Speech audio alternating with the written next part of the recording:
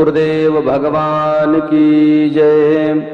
आइएगा भक्तों, हम सभी भक्तों का परम सौभाग्य है जो कि इस कलिकाल में बैठ करके कृष्ण कथा श्रवण करने के लिए हम सभी भक्त समवेत रूप से उपस्थित हुए हैं। जैसा कि हम सभी भक्तों को विदित है, श्री रक्षाबंधन के परम पावन पर्व पर एवं द्वारा गद्याचार्य श्री निम्बारकाचार्य मुकुंद देवाचार्य पीठ ट्रस्ट मिथिला कुंज वृंदावन के तत्वावधान में एवं श्री सद्गुरुदेव भगवान के पावन सानिध्य में हम सभी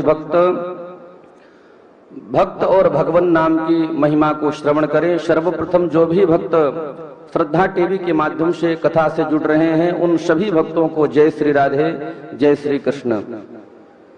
हम सभी भक्तों का परम सौभाग्य है जो कि इस कलिकाल में बैठ करके देव दुर्लभ कृष्ण कथा को भक्त और भगवान नाम की महिमा को श्रवण करने के लिए उपस्थित हुए हैं।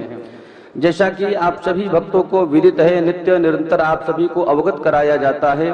यह आयोजन श्री सद्गुरुदेव भगवान के सत्संकल्प स्वरूप श्री धाम वृंदावन मिथिला कुंज में जो भव्य एवं दिव्य श्रीमद् भागवत जी का मंदिर निर्माण होने वाला है, उसके सहयोगार्थ, उसके सहायतार्थ यह आयोजन आयोजित किया जा रहा है। जो भी भक्त टीवी के माध्यम से जुड़ रहे हैं, मैं निवेदन करना चाहूंगा, आप लोगों ने भागवत जी मंदिर का दर्शन यत्र तत्र तो किया होगा, लेकिन श्री सद्गुरुदेव भगवान के सानिध्य में जो भव्य एवं दिव्य ऐतिहासिक जो भागवत मंदिर निर्माण होने वाला है, यह विश्व का एकमात्र ऐसा मंदिर होगा जिसमें श्रीमद् भागवत जी के संपूर्ण 18,000 श्लोक ग्रेनाइट पत्थर पर शिलालेख किए जाएंगे।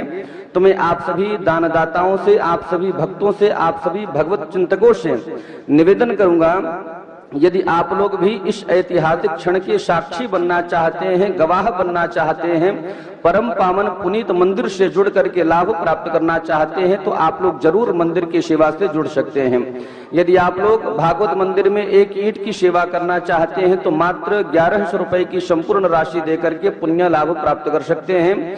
यदि आप लोग चाहते हैं हमारे पूर्वजों के कल्याण के निमित्त हमारे परिवार में सुख हो, शांति हो, समृद्धि हो, यदि इसके लिए आप लोग भागवत मंदिर में यदि एक श्लोक का दान करना चाहते हैं, अपने परिवार के कल्याण के निमित्त ग्रेनाइट पत्थर पर एक श्लोक लिखवाना चाहते हैं, तो उसके लिए आपको मात्र हमारे संस्थान को 5100 रुपए प्रदान करना पड़ेगा। एक श्लोक की सेवा 5100 रुपए, 2 श्लोक की सेवा 11,000 रुपए एवं 5 श्लोक की सेवा 25,000 रुपए देकर के आप लोग पुण्य लाभ को प्राप्त कर सकते हैं। और जैसा कि आप सभी भक्तों को विदित है, श्री सद्गुरुदेव भगवान के पावन सानिध्य में विगत 30 वर्षों से अखंड युगल नाम महामंत्र संकीर्तन चल रहा है। समाज के कल्याण के लिए, समाज में सुख हो, शांति हो, समृद्धि हो, इसके लिए नित्य निरंतर वैष्णवों के द्वारा, साधु संतों के द्वारा मिथिला कुंज वृंदावन में अखंड युगल नाम महामंत्र संकीर्तन चल रहा है। यदि आप लोग भी अपने परिवार के कल्याण के निमित्त मिथिला कुंज में चल रहे अखंड युगल नाम महामंत्र संकीर्तन में भागीदारी लेना चाहते हैं, अपने परिवार के कल्याण के सुख शांति के निमित्त एक दिन का संकीर्तन करवाना चाहते हैं, तो आप हमारे संस्थान को मात्र और मात्र 1500 रुपए प्रदान करके यह पुण्य लाभ प्राप्त कर सकते हैं। एक दिन के संकीर्तन की संपूर्ण सेवा मात्र 1500 रुपए है। एक महीने की संकीर्तन की संपूर्ण सेवा मात्र 15,000 रुपए है। और यदि आप लोग चाहते हैं हमारे परिवार के कल्याण के सुख शांति के निमित्त यह अखंड युगल नाम महामंत्र संकीर्तन जीवन पर्यंत और मरने के बाद भी, मरणोपरांत भी यदि हमारे नाम से अखंड युगल नाम महामंत्र संकीर्तन होता रहे, तो इसके लिए आपको मात्र एक ही बार में 21,000 रुपए की राशि हमारे संस्थान को प्रदान करना पड़ेगा। और इसी 21,000 रुपए की राशि से, इसी 21,000 रुपए के ब्याज से आपके परिवार के कल्याण के निमित्त अखंड युगल नाम महामंत्र संकीर्तन एवं एक साधु वैष्णवों का भोजन आपके परिवार के नाम से चलता रहेगा। तो मैं निवेदन करूंगा, इस परम पावन पुनीत सेवा की धारा से जुड़े और आप लोग पुण्य लाभ को प्राप्त करें। और जैसा कि आप सभी भक्तों को विदित है, श्री सद्गुरुदेव भगवान एवं पूज्य महाराज श्री के सानिध्य में प्रतीक वृंदावन अन्न क्षेत्र के द्वारा जो बच्चे गरीब हैं, जो भूखे हैं, मिथिला कुंज आश्रम एवं प्रतीक वृंदावन में जो साधु संत वैष्णव ब्राह्मण यहाँ पर निवास करते हैं, उनके रहने की, भोजन की समुचित व्यवस्था इस प्रतीक वृंदावन अन्न क्षेत्र के द्वारा, और इतना ही नहीं, जितना भी आगंतुक समुदाय, जितने भी भगवत भक्त आश्रम में निवास करते हैं एवं यात्रा के दौरान यहाँ पर आते हैं, सभी के भोजन की, खाने की समुचित व्यवस्था आपके इस छोटे से प्रयास प्रतीक वृंदावन अन्न क्षेत्र के द्वारा किया जाता है। तो मैं निवेदन करूंगा आप सभी दानदाताओं से, यदि आप भी एक दिन प्रतीक वृंदावन अन्न क्षेत्र के नाम को अपने नाम से करवाना चाहते हैं तो मात्र और मात्र 3100 रुपए की सहयोग राशि प्रदान करके एक दिन का अन्न क्षेत्र आप लोग अपने नाम से करवा सकते हैं। इसके अलावा यदि आप लोग 5 संतों को भोजन करवाना चाहते हैं तो मात्र 500 रुपए, 11 संतों को भोजन करवाना चाहते हैं तो मात्र 1100 रुपए, 21 संतों को भोजन करवाना चाहते हैं तो मात्र 2100 रुपए। इसके अलावा ठाकुर श्री बांके बिहारी ने आपको जिस योग्य बनाया है, आप हमारे सेवा संस्थान को अपना दान प्रदान करके साधु संतों वैष्णवों को भोजन करा करके पुण्य लाभ को प्राप्त कर सकते हैं। और जो भक्त टीवी के माध्यम से जुड़ रहे हैं, आपके टीवी स्क्रीन पर हमारे संस्थान के समस्त जितने भी प्रकल्प हैं वह सभी पट्टी के रूप में टेलीकास्ट हो रहे हैं। जितने भी सेवा संस्थान के द्वारा प्रकल्प चलाए जा रहे हैं, किन्हीं एक प्रकल्पों को आप लोग अपने जीवन में धारण करके पुण्य लाभ को प्राप्त कर सकते हैं। और मैं भक्तों से निवेदन करूंगा, आपकी टीवी स्क्रीन पर हमारे सेवा संस्थान का नंबर टेलीकास्ट हो रहा है और हमारे सेवा संस्थान का बैंक अकाउंट भी चल रहा है, जिनमें आप अपनी सीधी राशि जमा करके अपने नाम की घोषणा को करवा सकते हैं। एक छोटा सा निवेदन करूंगा, आपके टीवी स्क्रीन पर हमारे संस्थान का QR कोड बार बार दिखाया जाता है। जब भी वह QR कोड आए तुरंत आप लोग अपने मोबाइल फोन को निकालें, उस कोड को स्कैन करके ठाकुर श्री बांके बिहारी ने आपको जितनी भी क्षमता प्रदान की है, आप अपने उस राशि को हमारे सेवा संस्थान को भेज करके हमारे सेवा संस्थान के प्रकल्पों को मजबूत करके आप लोग पुण्य लाभ को प्राप्त कर सकते हैं।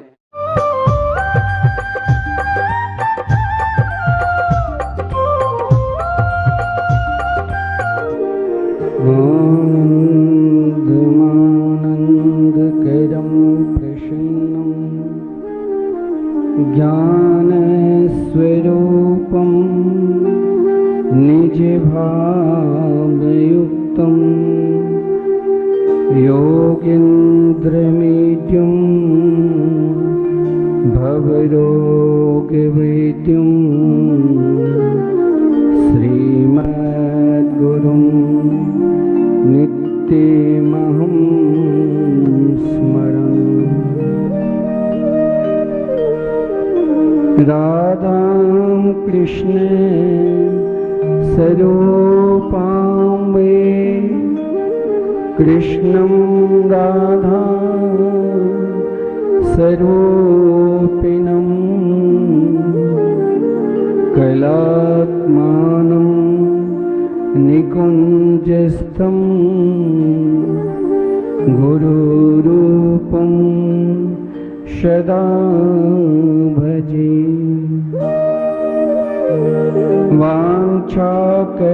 वाञ्छाकल्पतरुभ्यश्च कृपा सिन्धुभ्य एव च पतितानां पावनेभ्यो वैष्णवेभ्यो नमो नमः। आइए हम सब भाव के साथ 2 मिनट संकीर्तन करें, तत्पश्चात भागवत कथामृत का रसास्वादन करेंगे।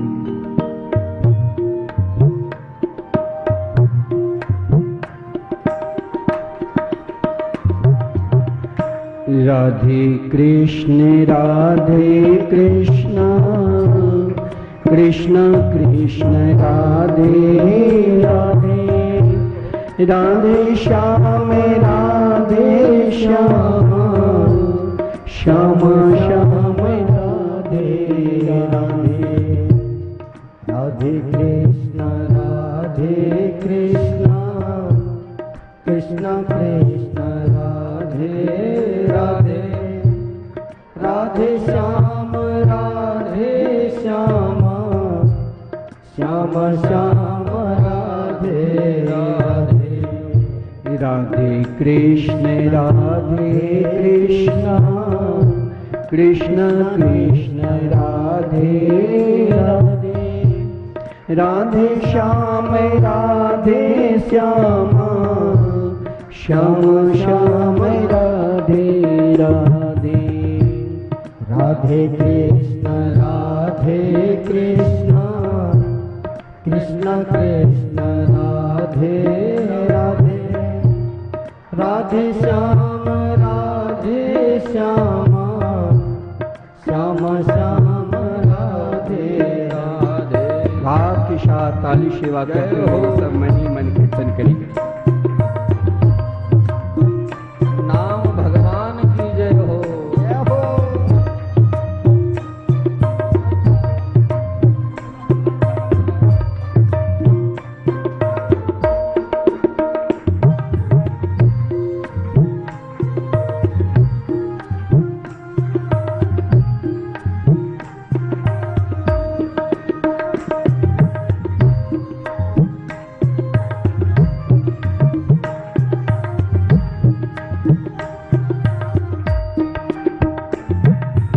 राधे कृष्ण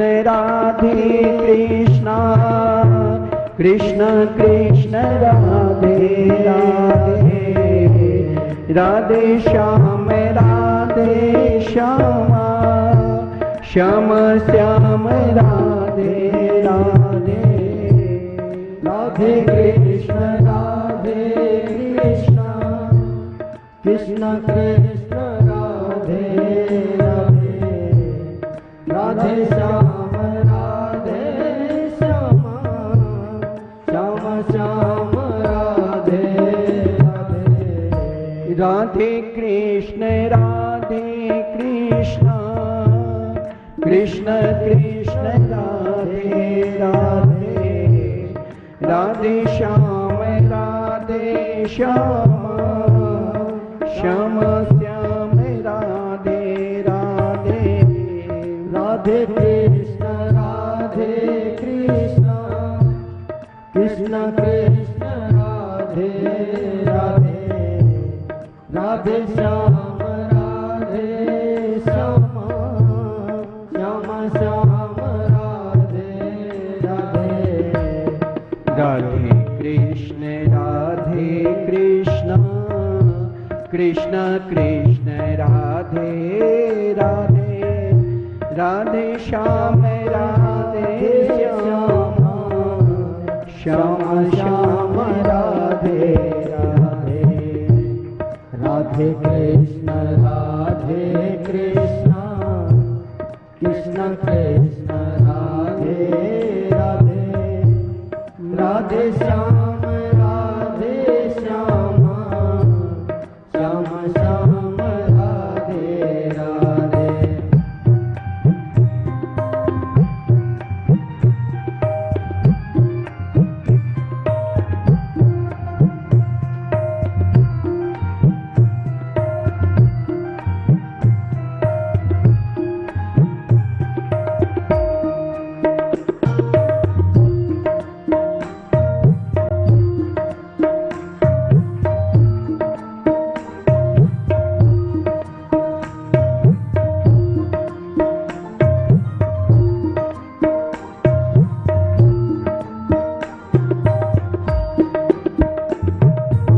राधे कृष्ण कृष्ण कृष्ण राधे राधे, राधे श्याम श्यामा, श्याम श्याम राधे राधे, राधे कृष्ण कृष्ण कृष्ण राधे राधे, राधे श्याम श्यामा, श्याम श्याम राधे राधे, राधे कृष्ण कृष्ण कृष्ण राधे राधे, राधे श्याम श्यामा, श्याम श्याम राधे राधे, राधे कृष्ण कृष्ण कृष्ण राधे राधे,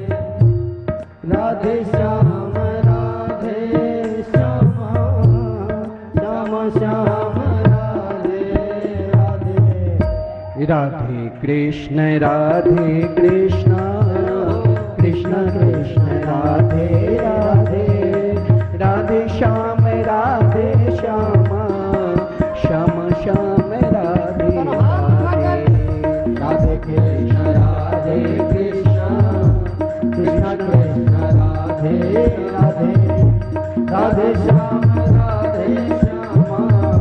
श्याम श्याम राधे राधे, राधे कृष्ण कृष्ण कृष्ण राधे राधे, राधे श्याम श्याम श्याम श्याम राधे राधे, कृष्ण कृष्ण कृष्ण कृष्ण राधे राधे, राधे श्याम श्याम श्याम श्याम राधे राधे, राधे कृष्ण कृष्ण कृष्ण कृष्ण राधे राधे, राधे श्याम श्याम श्याम राधे। श्री वृंदावन बिहारी लाल की जय, श्री सद्गुरुदेव भगवान की जय, आज के आनंद की जय, श्री हनुमान जी महाराज की जय, जय जय श्री राधे, जय जय श्री राधे।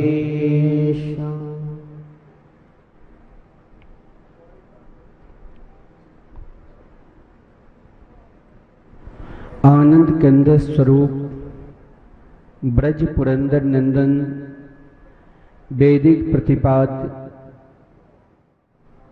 श्री यशोदा के लाडले लाल श्री नंद नंदन श्री श्याम सुंदर के वांगमयी प्रतिमूर्ति श्रीमद्भागवत सप्ताह कथा ज्ञान यज्ञ, हम सब भागवत प्रेमी जो नित्य श्रद्धा चैनल के माध्यम से ठीक 3 बजे से पूज्य गुरुदेव भगवान के मुखारबिंद से भागवत का फल जीवन में प्राणी भगवान से कैसे जुड़े और भगवान से जुड़कर उन प्राणी को जीवन में किस प्रकार जीना चाहिए और किस प्रकार अपने मरण को सुधारना चाहिए, इन दोनों के विषय में पूज्य गुरुदेव हम सभी को भागवत चिंतन के माध्यम से विलक्षण नित्य निरंतर केवल प्राणी मात्र को भगवान नाम की ओर कैसे प्रवेश करें, यही उपदेश दिया।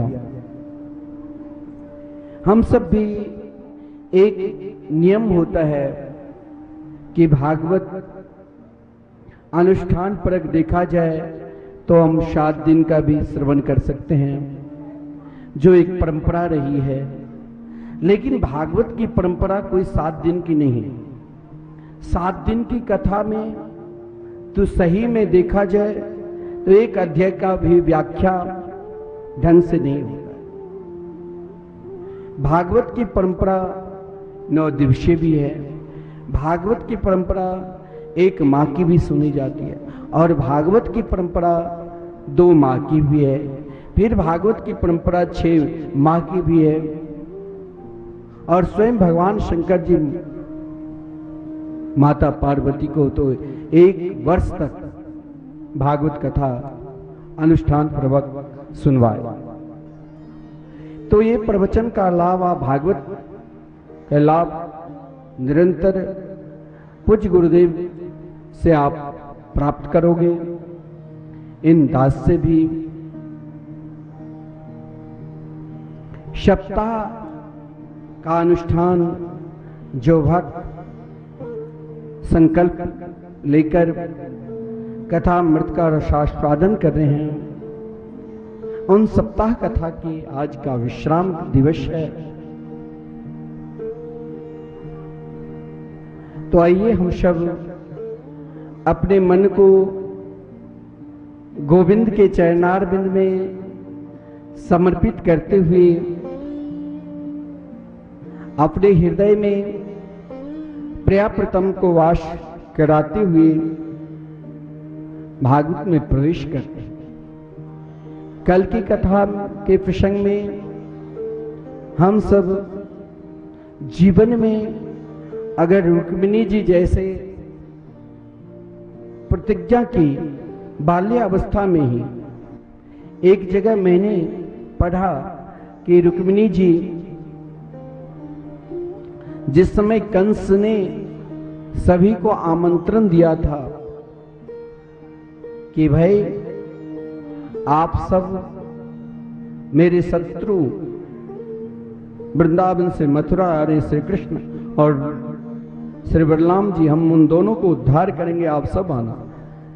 तो अपने भाई के साथ रुक्मिणी जी भी आई थी। रुक्मी तो कंस के पक्ष में था, लेकिन रुक्मिणी जी बाल्यावस्था में ही श्री कृष्ण की एक झलक को पाया। उन झलक को पाते ही प्रतिज्ञा की थी, यदि बरूंगी तो एक मास श्री कृष्ण को, अन्यथा किसी को नहीं।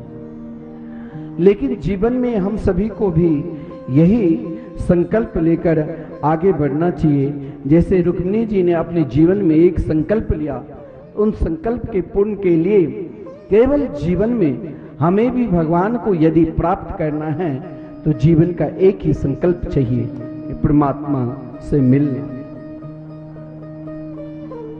यही जीवन का एक श्रेष्ठ लाभ है।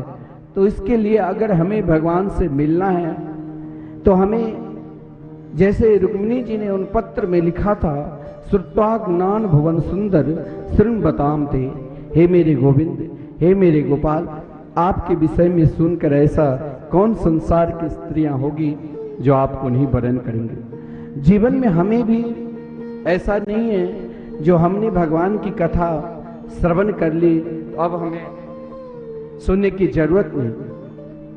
हमें बार बार, जितने बार मिले उतने ही बार बार श्रवण करना चाहिए। चाहे एक बार हो, चाहे 10 बार हो, चाहे 50 बार हो और चाहे अनेक बार हो, जब तक जिंदा रहे तब तक हमें श्रवण करना है, क्योंकि इसमें रस ही रस है। ये वो फल है जहां जीवन में कहीं गांठ आने ही नहीं देगा। जीवन की हर गांठ को, जीवन की हर तृष्णा को, जीवन की हर इच्छा को एकमात्र परमात्मा के चरणारविंद में समर्पित कर देंगे, जिसके विषय में ही कहा गया है, फल एव रसम रस एव फल। कल हम सब बहुत धूमधाम के साथ श्री कृष्ण रुक्मिणी मंगलमय विवाहोत्सव का कथा के माध्यम से दर्शन किए। रुक्मिणी जी से जो पुत्र हुआ, उन पुत्र के विषय में वर्णन है भागवत में।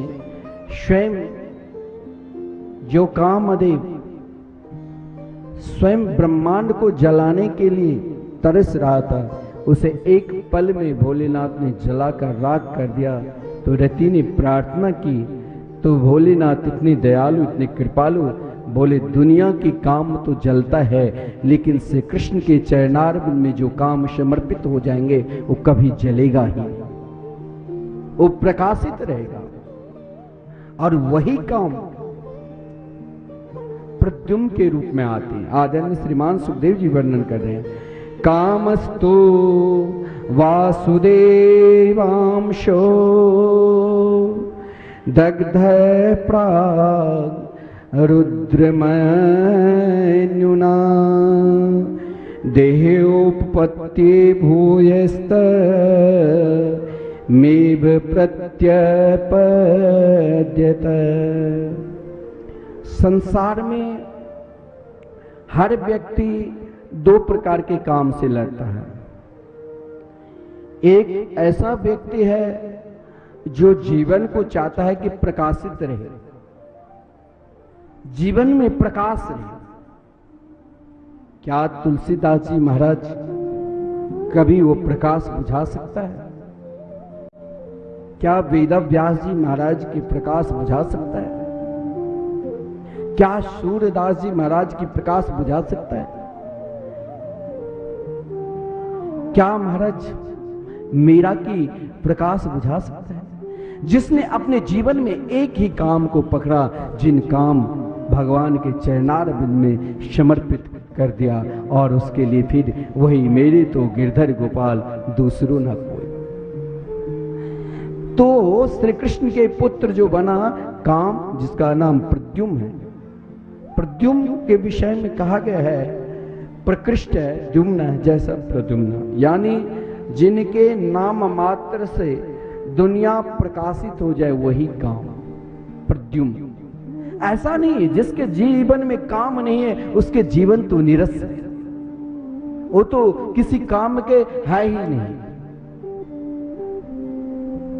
जीवन में कामना तो हर व्यक्ति की जरूर होना चाहिए, और वो कामना जो कामना ऐसा नहीं है जो उन गोपियों के हृदय में भी काम भावना नहीं थी, लेकिन दुनिया की काम नहीं, प्रकाश रूपी काम जो मुझे कृष्ण के चरणारविंद में समर्पित कर दे। गोप्य कामाद, उन गोपियों के हृदय में भी कामना थी। संसार की काम, चाहे आप बहुत बड़े हैं लेकिन सदा आप बड़े रह ही नहीं सकते। चाहे आपके अंदर बहुत प्रतिष्ठा है लेकिन सदा वो प्रतिष्ठा नहीं रह। अरे सम्रासुर जैसे काम, जिस सम्रासुर ने प्रतिज्ञा की थी कि मैं अमर रहूंगा, अगर अमर होना है तो कृष्ण को जीतना है, और संसार के काम से कृष्ण को कैसे जीत सकते, जिसके कारण उन सम्रासुर ने कृष्ण के पुत्र जो प्रकाश स्वरूप प्रद्युम्न है उनके चोरी की, और चोरी भी क्या, मात्र 6 दिन की अवस्था में चोरी करने के पश्चात देवर्षि नारद जी ने कहा, देख काम यानी सम्रासुर, तेरा तू तो मरने वाले हो ही, लेकिन तनिक अपने जीवन का कल्याण कर ले। कृष्ण के चरणारविंद में अगर समर्पित होना है तो इन काम को तू मारो नहीं, यदि इस काम को जिसने मार दिया उसका जीवन ही बेकार हो गया। ये कभी मरता नहीं। परमात्मा के चरणारविंद में जब प्राणी समर्पित हो जाते हैं तो कभी मरता नहीं। आज भी ध्रुव, हम प्रातः काल जब ब्रह्म मुहूर्त में जगते हैं तो सामने उत्तर दिशा की ओर ध्रुव तारा प्रकाशित होते रहे। भगवान के चरणारविंद में तो प्रकाश है। देवर्षि नारद ने कहा तुम इस प्रकाश को नष्ट कर ही नहीं सकता है, तो समुद्र में फेंक दिया, मछली ने निगल ली। वही मछली देखो सम्रासुर की राजधानी में रहने वाले मल्लाह को मिला, वो मल्लाह भी दिया महाराज सम्रासुर के, और सम्रासुर के यहाँ स्वयं प्रद्युम्न की पत्नी रति जो विद्यावती से विख्यात थी, कहीं मायावती भी नाम है, विद्यावती से विख्यात थी। और महाराज जब उन मछली को चाकू से जो ही अलग किया सी दर्द, तो बीच में एक नन्ही सी छोटी सी शिशु को देखा। उनके प्रकाश को देखकर सोचा, अरे यही प्रकाश अब मुझे श्री कृष्ण से मिला दे। एक काम छीन रहा है, एक काम लड़ रहा है, नहीं हमें दुनिया से खेलना है, ये काम बेकार है। उन विद्यावती ने कहा कि यही काम श्रेष्ठ है रे मूर्ख, तेरा तो अंत है और यही अंत करेगा। संसार में यदि भगवान के चरणार बिंद को छोड़कर प्राणी इधर उधर भटकता है तो उसका अंत है ही है, जैसे सम्रासुर का हुआ। और प्रद्युम्न सदा प्रकाशित, बाल्यावस्था से ही महाराज बाल्यावस्था में दिव्य रूप युवा अवस्था बना दिया, और देखते ही देखते सम्रासुर को उतार कर संसार को प्रकाश करने वाले कृष्ण के चरणारविंद में प्रकाशित होने लगे। हे कन्हैया, हम कभी आपके चरणारविंद को नहीं छोड़े। एक बात मैं आपसे कहूं, जिसने अपने जीवन में एक बड़ी घटना भगवान के जीवन में भी, इस समंतक मणि उपाख्यान जो है, इसमें अगर देखा जाए तो घर के हर व्यक्ति की परीक्षा है। जिस धन में भगवान के प्रति प्रेम नहीं है वो धन किस काम की। अरे धन में तो दोष है, धन के दोष के कारण हम भगवान को छोड़ देते। कहीं हमने दान दे दिया, अत्यधिक दान कर लिया तो कहीं धन घट ना जाए। दान से बढ़ता है। मैंने आपको बार बार कहा, आप किसी को एक रोटी खिलाओ तो आज 10 आदमी आपको पूछने वाले हैं, भैया तुम रोटी खाए हो कि नहीं, आज मेरे दरवाजा पर बैठे हो, जरा चाय पी लो, रोटी खा लो। तुम बढ़ो तो आगे। ऐसा नहीं है। जो महाराज अज्ञानी के जीवन में विपत्ति आती है, देखा जाए तो सत्पुरुष के जीवन में भी विपत्तियां आती है, लेकिन उसके बाद अगर उन विपत्तियों से वो घबराते नहीं। उन विपत्तियों से जीवन में ऐसा नहीं है जो हम आज आपको व्यासपीठ पर बैठकर कथा मृत का रसास्वादन कर रहे हैं तो मेरे जीवन में दुख नहीं आया, मेरे को निंदा नहीं की, लो खूब किया निंदा।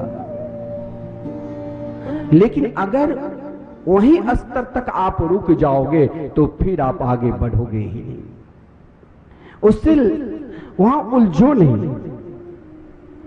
जो महाराज जीवन में अगर किसी भी प्रकार के विपत्तियां आती है और उसके बाद भी वो सद मार्ग नहीं छोड़ता है, चाहे कुछ हो जाए, सामने वाले कितने दिन तक निंदा करेंगे, ये हमें क्या कर लेगा। लेकिन हम अपने जिस मार्ग पर है उस मार्ग पर तटस्थ रहेंगे, चाहे कुछ हो जाए। श्री कृष्ण के जीवन में भी तो विपत्तियां आई थी, लेकिन श्री कृष्ण उससे लड़ा, छोड़ा नहीं। और स्वयं जीवन में जब आप उनसे लड़ोगे, उन सद मार्ग को छोड़ोगे नहीं। अगर हम भगवान के भजन करते हैं, कीर्तन करते हैं, सत्कर्म करते हैं, अगर हमारे जीवन में विपत्तियां आती है, दुख आता है, तो हमें घबराना नहीं चाहिए, हमें और भी भगवान के भजन करना चाहिए। तो महाराज आपको डबल फायदा मिलेगा। और वहीं से रुक जाओगे कि भाई हमारी निंदा होने लगी, लोग कह रहे हैं कि अरे तिलक लगाकर घूम रहे हैं, जोड़ी माला लेकर, और झूठ बोलते। अरे झूठ बोलना, सत्य बोलना, ये तू हमें मत सिखा। हम अपने सद्मार्ग पर चल रहे हैं और चलते रहेंगे, चाहे कुछ हो जाए। श्री कृष्ण के जीवन देखा जाए तो इस समंतक मणि में हर व्यक्ति की परीक्षा है। महाराज धन में कहां कहां दोष है, धन के दोष के कारण कौन कौन विश्वास नहीं करते हैं। धन ही ऐसा है जिस कारण बहुत, चाहे समाज में लगता है बहुत बड़े सुयोग, बहुत बड़े दानी है, बहुत बड़े यशस्वी है, बहुत बड़े प्रतिष्ठित है, लेकिन धन में वो दोष है जो अगर जब आप याचना करोगे तो वो आपसे दूर हो जाएगा। धन में वो दोष है जो कभी कभी हम भगवान को भी त्याग देते हैं। धन में वो दोष है जो पत्नी भी अलग हो जाती है। धन में वो दोष है जो पुत्र भी अलग हो जाते हैं। धन में वो दोष है जो भाई भी अलग हो जाते हैं। धन में वो दोष है जो सबसे प्रिय मित्र भी छोड़ देते हैं। समंतक मणि उपाख्यान में यही है कि द्वारका जैसे नगरी में, जहां सोने की नगरी, द्वारका में चाहे 1 लाख लोग प्रवेश करे, चाहे 100 करोड़ प्रवेश करे भगवान की सुधर्मा सभा में, जितने लोग जाएंगे तब भी वो खाली। वहां रिद्धि सिद्धियां आगे पीछे डोल रही, स्वयं जहां लक्ष्मी जी निवास करती, परंतु धन दोष के कारण महाराज आदरणीय श्रीमान सुखदेव जी वर्णन करते हैं, आशित सत्राजित सूर्यो भक्त से परम सखा प्रीतस्तस्मै मणिं प्रादात् सूर्यस्तुष्ट समन्तकम्। जीवन में चाहे आप हर प्रकार की साधना कर लो, हर प्रकार की तप कर लो, हर प्रकार के उपासना कर लो, और हो सकता है उन साधना के फलस्वरूप आपको बहुत कुछ मिल जाए, खूब प्रतिष्ठा भी मिल जाए, खूब धन भी मिल जाए, लेकिन अगर जो धन भगवान के चरणार बिंद में नहीं समर्पित हुआ, वो धन फिर किस काम की। शत्राजीत मानता हूं भुवन भास्कर सूर्य की उपासना की, सूर्य ने मणि दिया, और जिन मणि को वो 8 घंटे पूजन करने से 8 टन सोना निकलता था, लेकिन वही शत्राजीत जब द्वारकाधीश के चरणार बिंद दर्शन करने के लिए राजसभा में पहुंचे तो सभी को लगा कि साक्षात भुवन भास्कर सूर्य पधारे हैं, परंतु भगवान जानते थे कि शत्राजीत दान के अभिमान है इसके अंदर, तप के अभिमान है। लेकिन जरा इनकी परीक्षा लो, स्वयं भगवान का देखो, शत्राजीत तेरे घर में कौन कौन है? बोले मेरे घर में मेरी पत्नी है, एक पुत्री है सत्यभामा, और एक भाई है। बोले इतना धन लेकर क्या करोगे? तुम राष्ट्र की संपत्ति है, ये तुम राष्ट्र के लिए, देश के लिए समर्पित कर दो, और जो जरूरत होगा मैं देता रहूंगा। भगवान से बात तक नहीं की, वो तुरंत वहां से चले गए। अगर हम आपके द्वार पर मांगने के लिए जाते हैं, आप कल तक तो बहुत सम्मान करोगे, जब मांगने के लिए आते हैं तो आप पहले ही मुंह मोड़ लेते हैं, कहीं हमसे अधिक चंदा तो रसीद ना कटवा ले।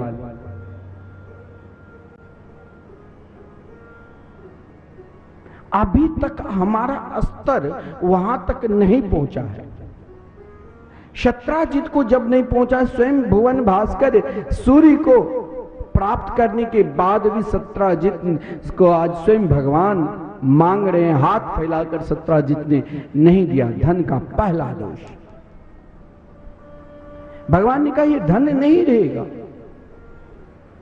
देखो भाई, या तो तुम धन को सदुपयोग करो, नहीं तो एक दिन दुरुपयोग करोगे। किसी के बाप दादा परदादा करोड़ों की संपत्ति एकत्रित कर दिया, क्या उसका ये सही में आज है क्या?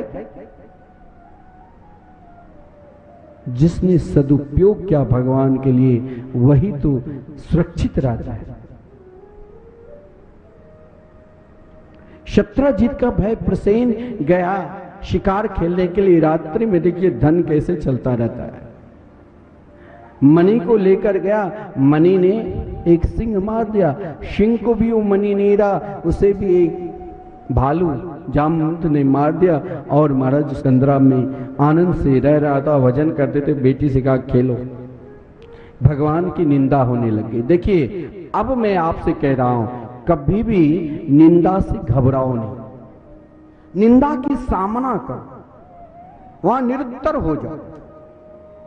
जब द्वारका में, संपूर्ण द्वारका में श्री कृष्ण की निंदा होने लग गई, हो सकता है मणि के कारण श्री कृष्ण ही प्रसेन को मार दिया, तो श्री कृष्ण लड़े नहीं, स्वयं द्वारकाधीश थे। हिम्मत किसकी जो निंदा करे? उलझना नहीं चाहिए। अगर आपको महाराज जीवन को सदा उस स्तर तक ले जाना है, उलझो नहीं, वहां महाराज उनसे आगे बढ़ते रहो। श्री कृष्ण ने उलझा नहीं। श्री कृष्ण कुछ द्वारका वासियों को साथ में ले जाकर महाराज मणि ढूंढा। रात्रि के समय श्री कृष्ण जब द्वारका वासियों को साथ में ले गया तो देखा प्रसेन मरा पड़ा हुआ है, आगे बढ़ा तो सिंह मरा पड़ा हुआ है, उससे आगे गया तो विशाल कंदरा में प्रवेश की तो महाराज वो मणि लेकर एक सुंदर सुकुमारी युवती खेल रही थी, स्वयं जामवती थी। वो भगवान को देखती चिल्लाई, जामवंत आकर भगवान ने बहुत निवेदन किया, महाराज ये मणि आप हमें लौटा दो।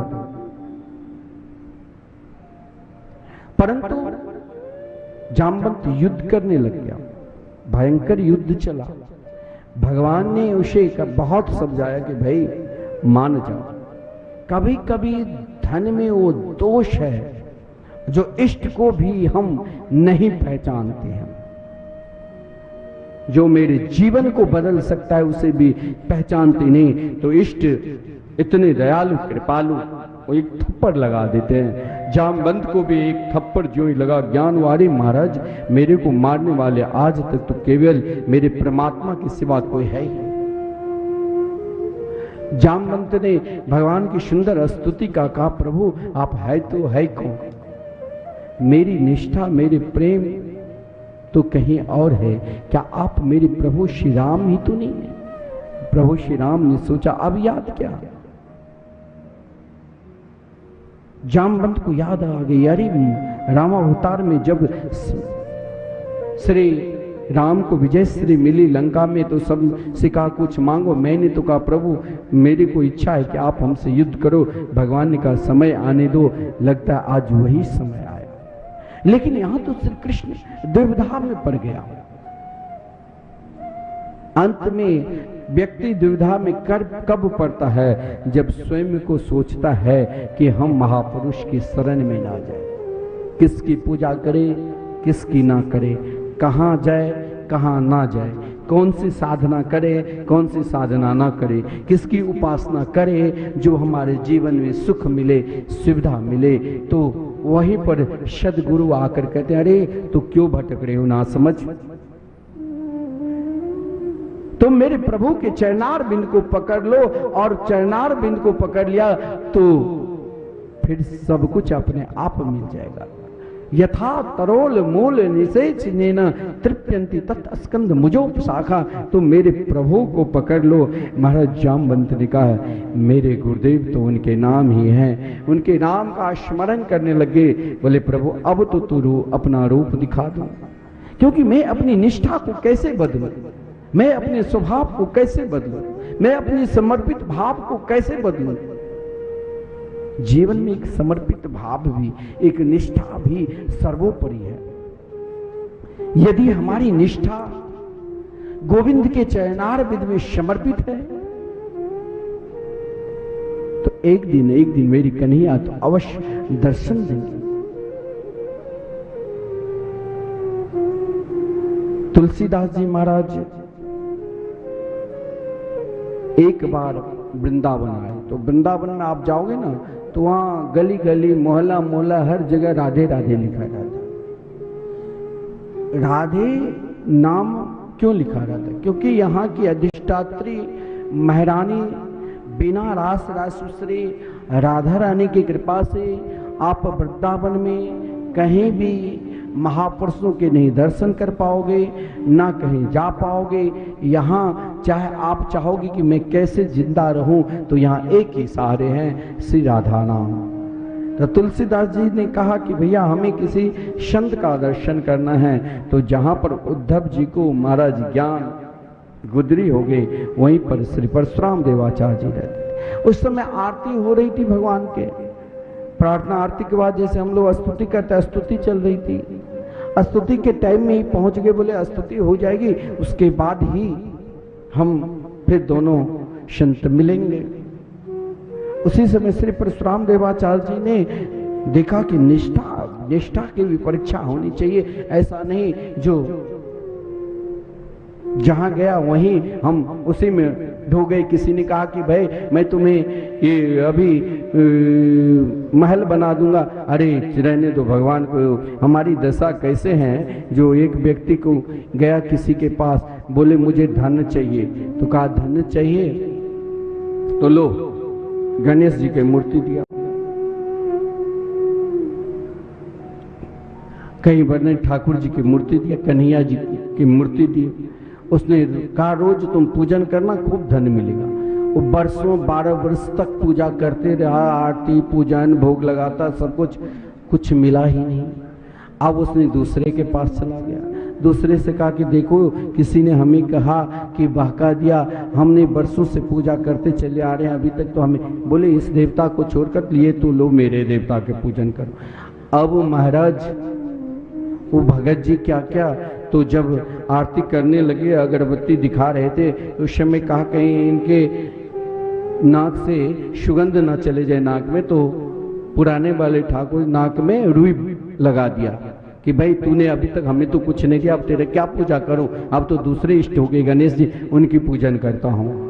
तब तक तुरंत भगवान मुस्कुरा गए, वाह आज तेरे हृदय के असली प्रेम है, आज तुम्हारी निष्ठा जी।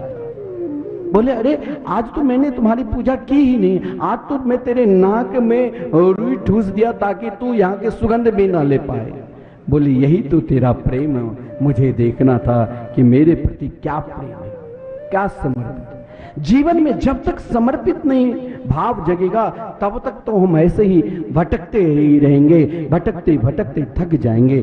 तो महाराज जो ही कहा संत ने, अपने अपने इष्ट को नमन करे बस को, परशुराम जो इष्ट बिने नमेशु मूर्ख हो। जीवन की मूर्खता कह दिया, अरे यहाँ तो श्री कृष्ण मुरली बजा रहे हैं, मैं क्या करूं। भक्त की प्रार्थना भगवान तुरंत सुनते हैं, लेकिन उनकी निष्ठा, उनकी समर्पित पूर्ण रूप से होना चाहिए, उनकी समर्पित में भटकाव नहीं होना चाहिए। हम यदि अशांति में गोता लगा रहे हैं, हम यदि दुख में गोता लगा रहे हैं, तो मैं विश्वास के साथ कहता हूं इन दुख निवारण के लिए 3 ऐसा चीज है जो यदि आप घर में परेशान हैं, और या आप कहीं किसी कार्य में परेशान हैं, या आपका व्यापार नहीं चल रहा है, या आप बहुत परेशान स्वयं डरे हैं, तो जीवन के 3 ऐसा मंत्र है, 3 ऐसा साधन है, उन साधन को आप हर हमेशा अपने पास रखो। संत पद जल, संत महापुरुष में सदगुरु में विश्वास रखो, महापुरुषों की चरण की धूल, उनके चरणोदक सदा रखो, उनमें पूर्ण रूप से निष्ठा रखो। मैंने ऐसे ऐसे व्यक्ति मेरे पास आए आश्रम में, मैंने संत चरणामृत दिया और उन संत चरणामृत में कहा बहुत परेशान, अनेक प्रकार की तकलीफ लेकर आए आश्रम पर, और मैंने कहा मैं ना तांत्रिक हूं ना मैं कुछ जानता हूं, ये लो संत के चरणोदक, और इससे तुम्हें क्या मिलेगा। बहुतों लोग जो स्वयं कोई शराब पीता था, शराब छूट गया, किसी के घर में परेशानी थी, परेशानी रोज संत चरणामृत लिया। संत चरणामृत में तो वो ताकत है, क्योंकि संत महापुरुष जीवन में अपनी निष्ठा को कभी बदलते ही। वो एक बार यदि ठाकुर जी के चरणार बिंद में समर्पित हो गए तो समर्पित ही रहेंगे। हम बदलते रहते हैं, अरे यहाँ अमुक बाबा आया है, अरे उसके अंदर तो ऐसे मंत्र है जो हाथ में से फूल को पेड़ा बना देता है, चलो चलो अभी किसी ने बता दिया ना, तो आप लोग जो यहाँ कथा में बैठे कोई नहीं बैठे रहेंगे, चलो महाराज सीधे ऐसे हाथ करता है कि लो कितना 100 रुपया 2000 की नोट, अरे महाराज ऐसा बाबा आज आ गया है। आजकल लोगों को ऐसा ही बाबा चाहिए, बाबा धाम की पेड़ा चाहिए, ये ले बेटा, वृंदावन की पेड़ा चाहिए, ये ले बेटा, और रुपया की बारिश कर देगा, ये ले बेटा, और स्वयं फिर वहां भीख मांगेगा। जब वो हो गया तो ये कहता है ये तो ऐसे एक तंत्र विद्या था।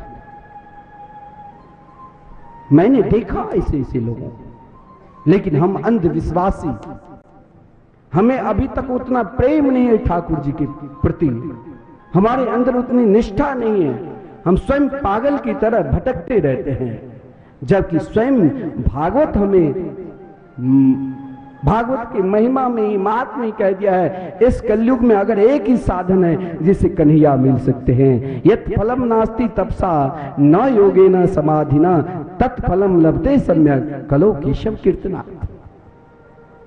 जब प्रभु हमें सर्वस्व दे दिया तो फिर हम क्यों भटक रहे। जो ही महाराज तुलसीदास जी ने सोचा कि मैं क्या करूं, मेरी निष्ठा तो परम श्री राम जी के प्रति है। तुलसीदास जी प्रार्थना करने लगे, कहाँ कहूँ छवि आज की भले बने हो नाथ, तुलसी मस्तक तब नवे, जब धनुष बाण लियो हाथ। दोनों भक्त को प्रसन्न करना है।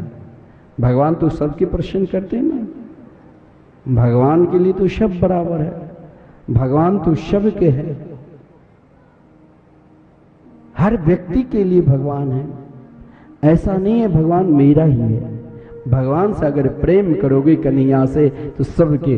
तुरंत भगवान ने कहा वाह, यहाँ दो भक्त को प्रेम प्रकट करना है तो क्यों नहीं दो रूप में हो जाऊं। एक भक्त को श्री कृष्ण रूप में, एक भक्त को राम रूप में दर्शन देना है। तुरंत भगवान ने क्या किया, मुरली मुकुट दुराय के, लियो धनुष सरहार,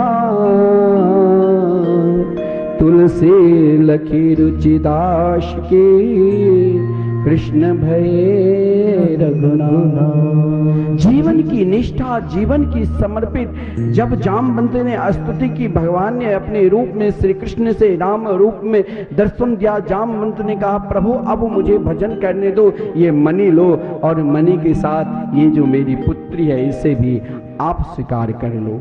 मैंने पहले ही कहा था कि देखो सद्पुरुष के जीवन में विपत्तियां आती है तो उसके बाद भी कभी सद्पुरुष अपने सद्मार्ग को नहीं छोड़ता है। भगवान के विषय में सब क्या नहीं बोला, लेकिन भगवान घबराए नहीं। उसके जीवन में अगर वो सद्गुण को नहीं छोड़ता है तो उसके जीवन में दोगुना सुख लौटता है। जैसे श्री कृष्ण के एक मणि लेने के लिए आए थे, अब मणि के साथ एक और मणि मिल गई हो सत्यभामा के रूप में।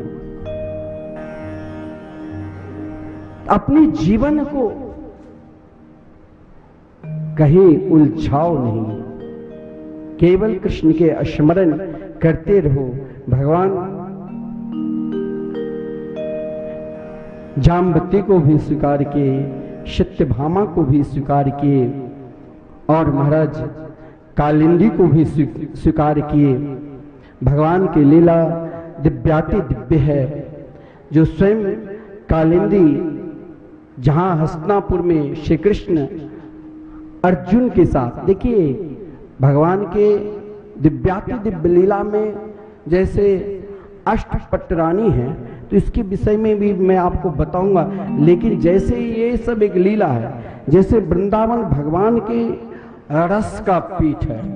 वृंदावन में आप चाहोगे कि मुझे ज्ञान का पीठ, मुझे वैराग्य का, मुझे योग का, मुझे महाराज तत्व का रूप से भगवान मिल जाए, नहीं, वहां एकमात्र रस का पीठ है।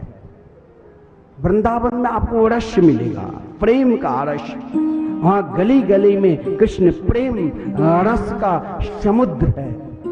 जहां भी जाओगे संतों के द्वारा सत्संग मिलेगा और उस स्थान में श्री कृष्ण की लीला स्थली मिलेगा।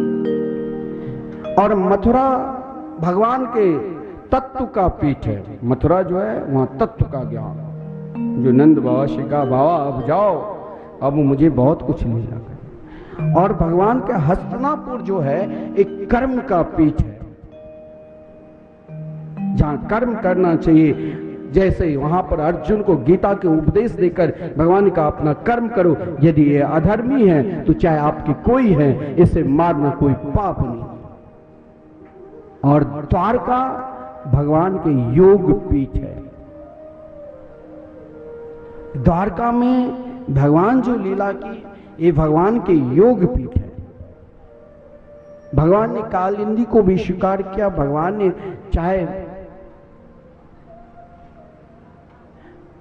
सत्या को स्वीकार किया, चाहे भद्रा को स्वीकार किया, चाहे मित्रवृंदा को स्वीकार किए, चाहे लक्ष्मणा को स्वीकार किए। भगवान के जो अष्टपटरानी हैं वही श्री कृष्ण के जो योग पीठ है, वही योग पीठ के 8 पटरानी सदा उस योग पीठ में श्री कृष्ण के गुणगान गाते रहते हैं।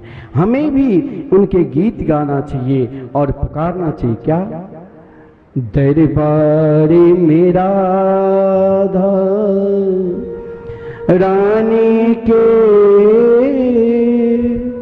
दुख दर्द मिटाए,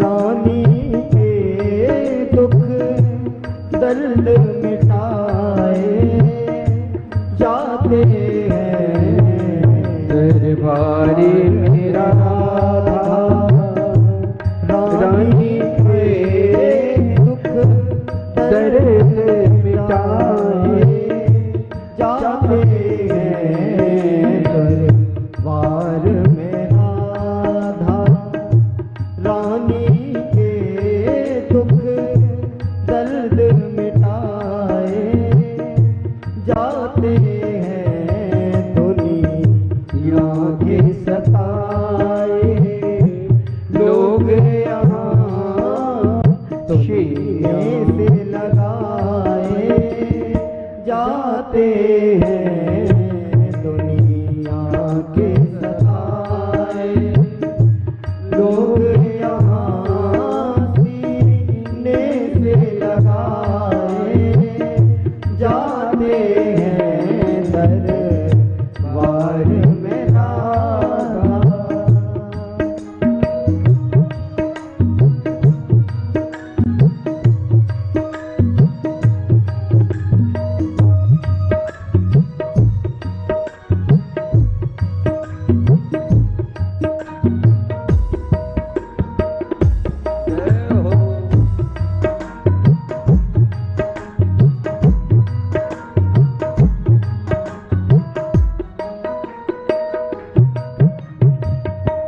संसार नहीं है रहने को संसार नहीं है रहने को दुख दुख है यहाँ सहने को दुख ही दुख है यहाँ सहने को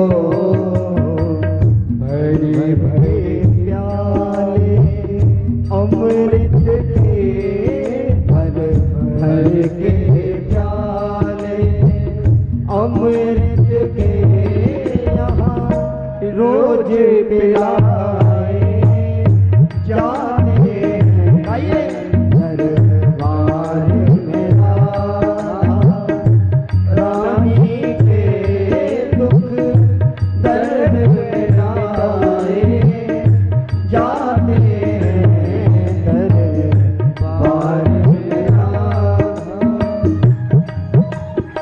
श्री राधा रानी सरकार की जय हो। जय हो।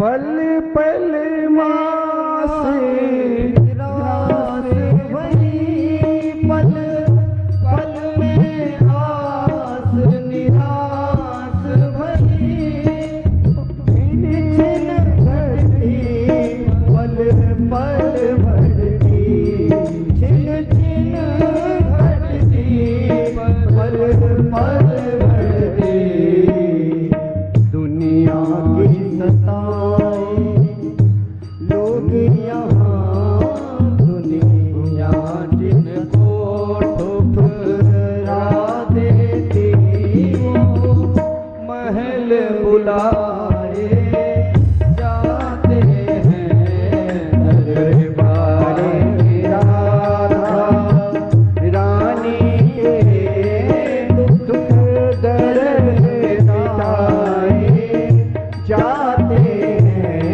दरबार में राधा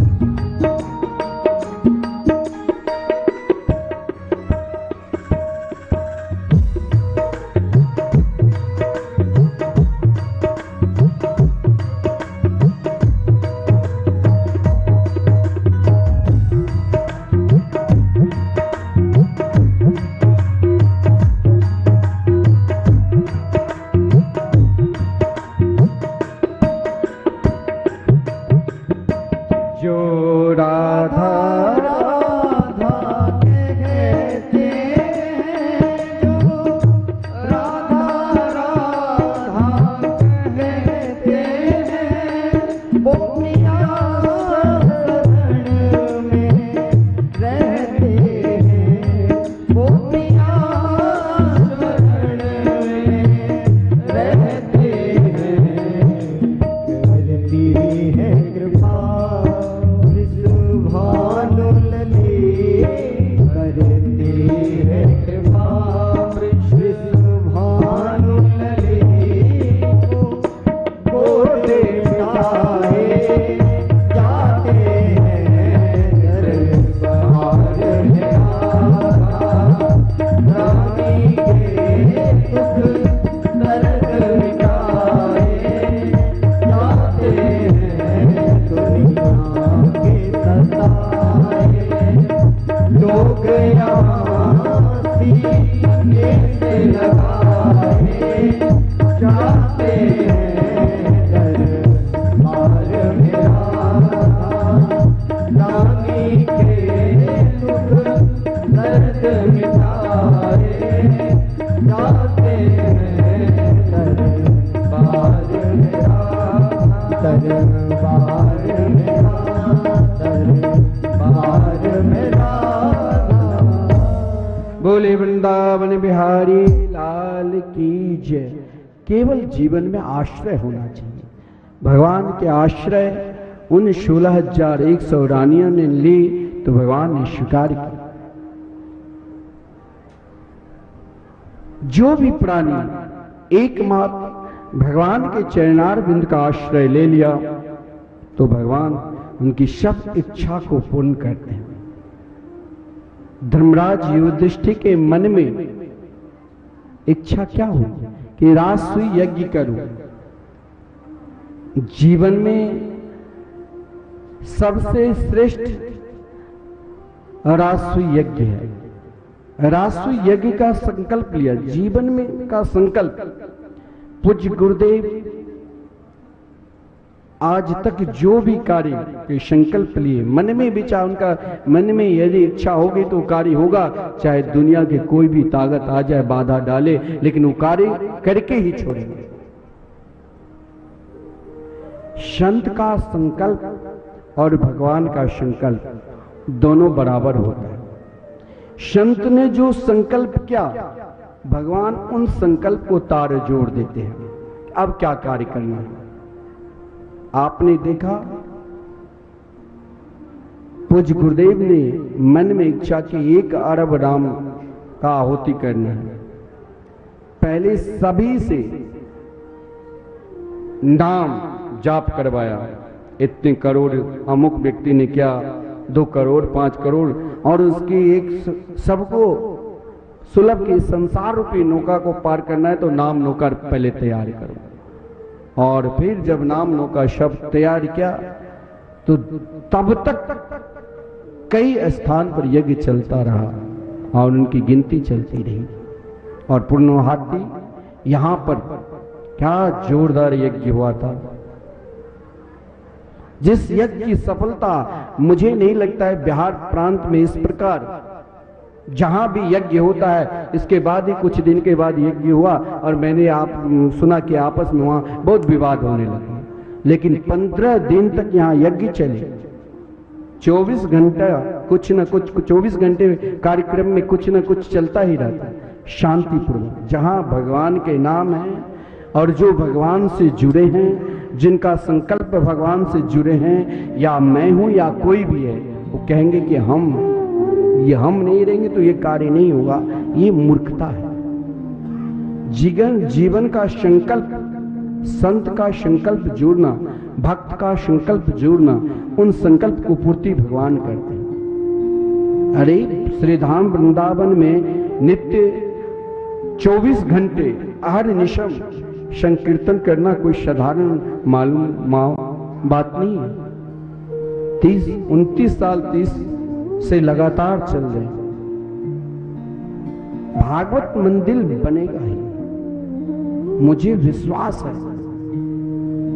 18,000 श्लोकात्मक शिलालेख पर श्रीधाम वृंदावन में आप कभी जाओगे तो जरूर, जैसे ठाकुर श्री राधा मोहन बिहारी के दर्शन करते हो, जैसे नाम संकीर्तन के दर्शन करते हो, नाम भगवान के जैसे चारु शिला सखी रूप हनुमान जी के दर्शन करते हो, उसी प्रकार आप एक दिन न एक दिन भागवत भवन मंदिर का भी दर्शन करो। संतों की भोजन, पूज्य गुरुदेव कि हर हमेशा इच्छा होती है कि हर जगह भोजन कराओ, जहां भी रहते हैं उनको 2 जगह, या तो भगवान के नाम संकीर्तन और भोजन, ये दोनों चलता रहे तो बहुत आनंद आता। और यही संकल्प जब एक भक्त जोड़ लेता है तो उनकी संकल्प की पूर्ति करने वाला स्वयं भगवान है। धर्मराज युधिष्ठिर ने संकल्प लिया कि मुझे राष्ट्र यज्ञ करना है। हमारा संकल्प हर स्थिति में, हर परिस्थिति में भगवान स्वीकार करते हैं। और यहाँ एक जगह जरासंध ने प्रतिज्ञा की थी कि 21,000 राजाओं को जो उसे भगवान नहीं मानते थे उसे कैद में, जेल में बंद कर दिया। सब राजा ने एक ही साथ भगवान के चरणारविंद को प्राप्त करने के लिए अनुष्ठान की, प्रार्थना कर रहे थे। ये तो भागवत के सबसे अधिक विशिष्ट मंत्र है। किसी के जीवन में संकट आवे तो इन्हीं मंत्र के द्वारा अनुष्ठान करना चाहिए। कृष्णाय वासुदेवाय हरे परमात्मने प्रणतः क्लेश नाशाय गोविंदाय नमो नमः। उन राजाओं की समर्पित और इधर एक भक्त के राष्ट्र यज्ञ का संकल्प, उन दोनों को पूर्ति के लिए देवर्षि नारद जी जब भगवान के पास आए और स्वयं उन राजाओं ने मगध से एक सज्जन को पत्र लेकर कहा, जाओ द्वारकाधीश को दे देना। दोनों के प्रश्न को सुनकर भगवान ने सोचा कि जवाब कौन देंगे, तो भगवान भी संत के शरण में जाते हैं। उद्धव जी ने कहा कि राष्ट्र यज्ञ वही कर सकता है जिसने समस्त राजाओं पर विजय से प्राप्त कर ली है। हर भक्त के हृदय में इच्छा होती है, ऐसा नहीं मेरे हृदय में इच्छा है तो आपकी इच्छा पूर्ति नहीं करेगी। देखिए यही तो भगवान है। भगवान श्री कृष्ण कितने दयालु है, कितने कृपालु है। महाराज युधिष्ठिर के हृदय में इच्छा हुई कि हम राष्ट्रीय यज्ञ करेंगे, भगवान ने कहा तथास्तु। उन राजाओं ने जेल में बंद होकर भगवान के लिए प्रार्थना की तो भगवान ने सोचा आप सभी को हम जरूर इन संकट से दूर करेंगे। भगवान ने सभी को सब दिशा में भेज दिया और अर्जुन को, भीमसेन को और स्वयं श्री कृष्ण विप्र के रूप में, ब्राह्मण के रूप धारण कर त्रिदेव के रूप में कहाँ गए, तो महाराज जरासंध के पास। महाराज जरासंध ने प्रतिज्ञा की थी जब से विजयश्री मिली उनको 18वें बार कि कोई भी जब तक वो भोजन नहीं करते थे 12 बजे तब तक कोई भी यदि उनके द्वार पर आते, जो अगर सिर भी मांगता तो काट कर देते। जब श्री कृष्ण अर्जुन और भीमसेन गए ब्राह्मण देव के रूप धारण कर तो जरासंध ने पूजा की, बोले महाराज आप हमसे क्या चाहते हो, तो महाराज तीनों एक साथ बोले कि युद्ध, बोले अपना परिचय दिया। तो जरासंध ने कहा कि महाराज अयम तु वैसा तुल्यो नाति सत्व नामे समा अर्जुनो न भवेद युद्धा भीमस्तुल्य बलो ममा। बोले महाराज ये अर्जुन तो कब की युद्ध है, तो बालक है और जो एक बार हमसे हार जाते उसे दोबारा युद्ध नहीं करता हूं। भगवान मुस्कुराने लगे, लेकिन कहा हाँ भीम मेरे बराबर है। 27 दिन तक युद्ध चला। एक बात ध्यान दें, सतयुग, त्रेता और द्वापर के जो शत्रु थे आज के शत्रु से कम खतरनाक, कलयुग के जो शत्रु हो जाते हैं उसे आप पहचानोगे नहीं। ऊपर से कुछ और दिखाएगा और अंदर कुछ और रहेगा। कलयुग के शत्रु को पहचानना बड़ा मुश्किल है। कभी महाराज खाने में ही जहर दे देगा, पता ही नहीं चलेगा। इसीलिए कलयुग के एक महात्मा कहा करते हैं कि देखिए, कलयुग में जो शत्रु हो जाए उससे डरना चाहिए। और पहले देखिए, द्वापर में जब युद्ध हुआ भीमसेन को जरासंध के साथ, तो दिन भर युद्ध चलता था और रात में चारों श्री कृष्ण, अर्जुन, भीमसेन, जरासंध एक साथ बैठकर खाते थे। और आजकल के अगर शत्रु होता तो सोचते कि भाई युद्ध करने की क्या जरूरत, ये तो मेरे यहाँ आया है। अपने नौकर से कहा कि भाई आज इसको जरा देख लेना, इतना ही कह दिया तो भोजन में जहर देकर खिलाकर मार देता। अब आप समझो कि कलयुग के शत्रु कितना खतरनाक होता है, पता ही नहीं चलेगा कि शत्रु है कि मित्र है। भीमसेन के भी अभिमान हो गया जीवन में। कभी भी अपना बल का अभिमान, जो भी कुछ दिया है भगवान हमें दिया है, हम तो कुछ है ही नहीं, हम तो एक मुनिम की तरह उनके सेवक है, कार्य कर रहे हैं, मेरे ऊपर कृपा की, शरीर दिया। भीमसेन को हो गया, अरे महाराज श्री कृष्ण से युद्ध नहीं किया और अर्जुन के साथ युद्ध नहीं किया, मेरे साथ युद्ध किया। तो भीमसेन जब तक महाराज बल अपने बल से लड़ा, अंग अंग टूट गया था। 28वें दिन बोले, कन्हैया या तो रात्रि में, या तो मैं जा रहा हूं, नहीं तो कल मुझे मरना पड़ेगा। भगवान ने कहा तुम लड़ो, लेकिन अपनी दृष्टि एकमात्र मेरे ओर करते रहना। जीवन में हर कार्य करो, ऐसा नहीं है कार्य नहीं करो, लेकिन अपनी दृष्टि, अपनी मन श्री कृष्ण के चरणारविंद में समर्पित करके रखो। जरासंध के साथ जब भीमसेन ने युद्ध किया, भीमसेन ने श्री कृष्ण की ओर देखा, श्री कृष्ण ने एक तिनका, साधारण तिनका उठाकर दिखा दिया, अलग करो। दोनों को अलग किया, जरासंध का नामो निशान। भगवान देखिए श्री कृष्ण कितने दयालु है, कितने कृपालु। श्री कृष्ण की दयालुता जरासंध के पुत्र को बहुत प्रिय लगा था। श्री कृष्ण उनके ही पुत्र को, सहदेव को राज्याभिषेक दे दिया था। उन राजाओं को भी कारागार से मुक्त कर दिया और सभी को राष्ट्रीय यज्ञ में आमंत्रण किए।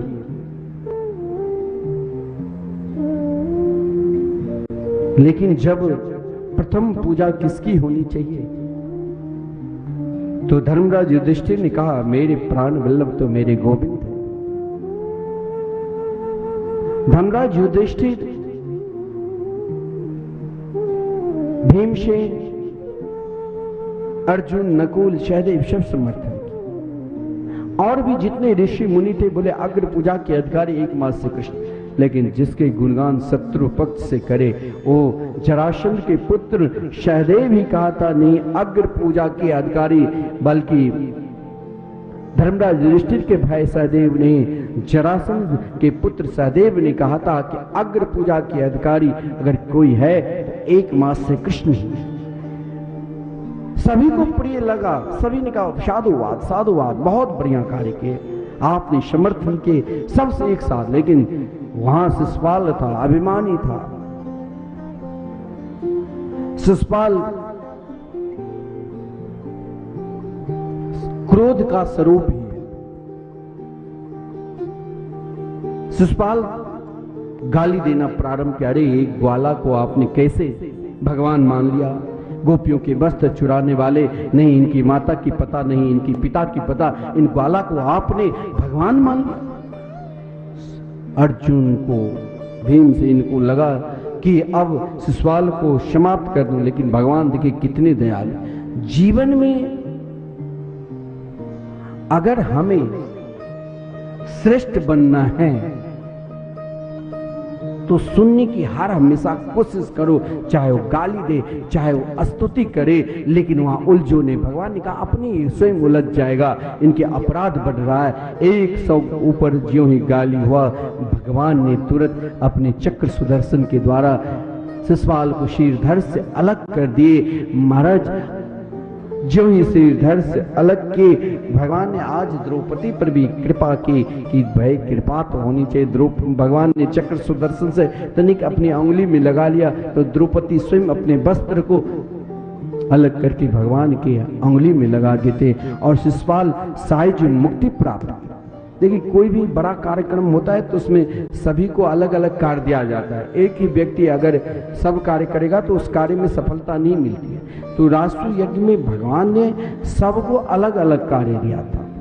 भीम को जो देखो जो बढ़िया भोजन करे, हर हमेशा ये ध्यान देना चाहिए, जो खाने की रुचि बढ़िया रखे उसी को भोजन विभाग में देना चाहिए। और ऐसे कंजूस आदमी को नहीं दे देना चाहिए जो उनको स्वयं डायबिटीज है, ब्लड प्रेशर है, भाई ज़्यादा तेल नहीं पड़ना चाहिए, ज़्यादा घी नहीं पड़ना चाहिए, ज़्यादा चीनी नहीं पड़ना चाहिए। वो फिर सभी को तो एक आदमी के कारण सभी को वही खाना पड़ता है। इसीलिए जो खूब भर पेट खाए उसी को बनाना चाहिए भोजनालय के मुख्य प्रमुख। भीम सेन खूब खाने वाले और सोचा अगर मैं खाऊंगा तो बढ़िया बढ़िया का अच्छा बढ़िया मौका मिल गया, अगर कुछ और काम मिलता तो फिर तो महाराज बढ़िया भोजन नहीं मिलता। बढ़िया चकाचक छानूंगा रबड़ी और अपने भी खाऊंगा और सभी को खिलाऊंगा। सबसे अधिक महाराज जो ज्यादा विरोधी हो उसे वो स्थान दो जो क्रोध में आकर खूब बांटने लग जाएगा कि भाई किसी तरह इनका भंडार समाप्त हो जाए और महाराज बेइज्जती हो जाएगी। लेकिन दुर्योधन को कहां दिया? भंडार कोष के मालिक बनाया, कोषाध्यक्ष। यानी दुर्योधन 1 रुपया दान करते थे किसी किसी के हस्तरेखा में। आप कभी मन में विचार किए होंगे कि कोई व्यक्ति ऐसा भी है जितना अधिक खर्चा करता है उससे अधिक कई गुना आ जाता है कि एक ही जगह किसी के हस्तरेखा में सब जगह अगर सुदर्शन चक्र के चिन्ह हो तो उसे बहुत हो, जितना अधिक खर्चा करेंगे उससे कई गुना वो धन अर्जन कर सकता है। दुर्योधन 1 रुपया यदि देता था तो 10 रुपया पहले ही आ जाते थे। ये बात केवल एकमात्र भगवान को ही पता। कर्ण को बना दिया कि दुर्योधन के परम मित्र है दान देने में। कर्ण तो भाई कितने बड़े दानवीर थे जो स्वयं अपना प्राण का भी प्रवाह नहीं किया। कर्ण ऐसे दानवीर थे। लेकिन जो सबसे बड़े होते हैं ना उससे सबसे छोटा काम कौन लिया? और उसे देखा जाए तो सबसे बड़ा काम लिया भगवान। जो भी आए उसके पैर धोते थे और झूठन पत्तल उठाते थे। देखिए हमारे ये हनुमान बाबा है ना, आश्रम में काफी भीड़ रहती है। वो कोई डांट भी दे कुछ भी करे वो शौचालय साफ करते हैं। बोले कोई नहीं करेंगे मैं ही करूंगा। जो कोई काम ना करे और वो स्वयं करे तो समझ लो यही भगवान के सबसे प्रिय हो सकते। तो स्वयं भगवान ने झूठन पत्तल को उठाया और स्वयं उन महापुरुषों को चरण धोए। इसीलिए मैंने कहा जीवन का समस्त दुख निवारण का मेरे पास एक ऐसा दवा है जिस दवा को लेने से फिर आपके जीवन में किसी प्रकार की वेदना अंदर क्या आएगी। उस दवा के लिए हमें व्यय करना पड़ेगा। उस दवा के लिए व्यय क्या है? तो श्री कृष्ण के प्रति विश्वास, संतों के प्रति विश्वास, महापुरुषों के प्रति श्रद्धा। अगर महापुरुषों के प्रति श्रद्धा तभी वो दवा काम करेगी, अन्यथा वो दवा काम ही नहीं करेगी। राष्ट्रीय यज्ञ हुआ। राष्ट्रीय यज्ञ में सभी को महाराज आदर दिया गया, हर व्यक्ति को। मैदाना के द्वारा सभा में, जिन सभा में स्वयं किसी के बहुत अवगुण भी है तो हर हमेशा वैसे हंसना भी ठीक नहीं। महाराज भीमसेन ने मैदानव की सभा के द्वारा दुर्योधन जब चला तो उनको जहां जल तहां लगता था कि नहीं यहाँ पानी नहीं है, वहां चलते जहां पानी वहां वो अपना वस्त्र ऊपर उठा भीम से हंसा, भीम से निसारा की द्रौपदी भी हंस दे। द्रौपदी धर्मराज युधिष्ठिर ने मना किया परंतु हंस दिया। दुर्योधन का लगा मेरा अपमान किया, और वही अपमान के कारण महाभारत के युद्ध हुए, और जिस युद्ध में स्वयं पांडवों ने श्री कृष्ण के चैनार बिंद के सहारा लिया तो पांडवों को विजय श्री मिली। जीवन में प्रेम करो भगवान से। एक बार अगर हम कन्हैया की चैनार बिंद में समर्पित हो गए, वही तो प्रेम सबसे ऊंची है। भगवान प्रेम के कारण ही तो सबरी के झूठे बैर खाए। भगवान प्रेम के कारण ही तो रासु यज्ञ में झूठे पत्तल उठाए। भगवान प्रेम के कारण ही तो अर्जुन के रथ हके। इसीलिए तो हम लोग पुकारते हैं क्या, सबसे ऊंची प्रेम सगाई, सबसे ऊंची प्रेम सगाई, सबसे ऊंची प्रेम सगाई, सबसे ऊंची प्रेम सगाई।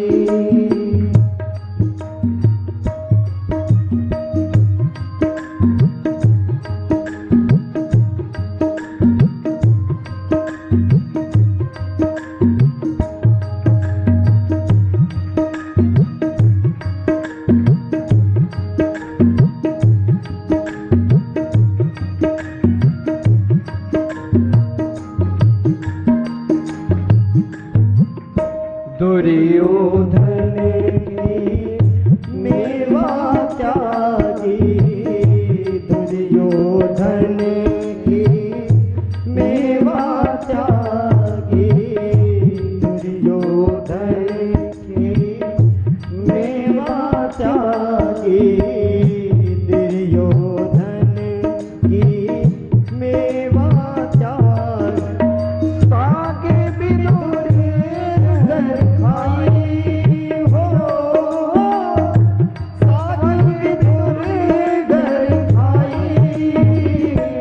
सबसे ऊंची प्रेम सगाई, सबसे ऊंची प्रेम सगाई।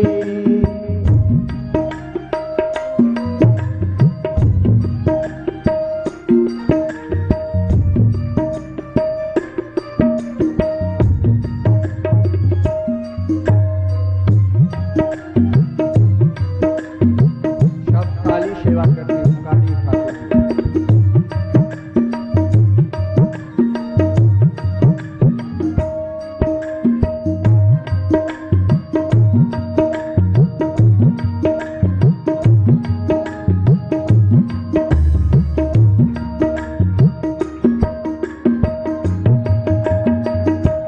झूठे फल सबरी के खाए, झूठे फल सबरी के खाए, झूठे फल सबरी के खाए, झूठे फल सबरी के खाए। प्रेम दिवस रघुराई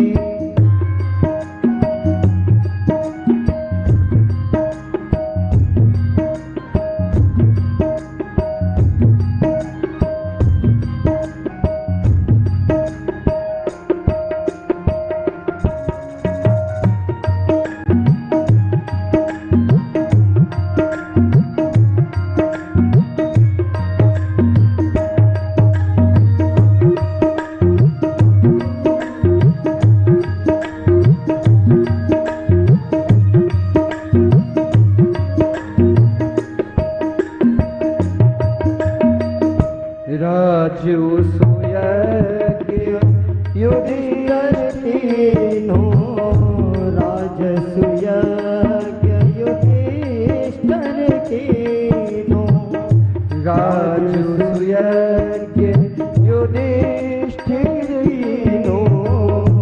राजसूयज्ञ युधिष्ठिर कीनो तामे झूठ बताई हो तामे झूठ उठाई सबसे ऊंची प्रेम सगाई सबसे ऊंची प्रेम सगाई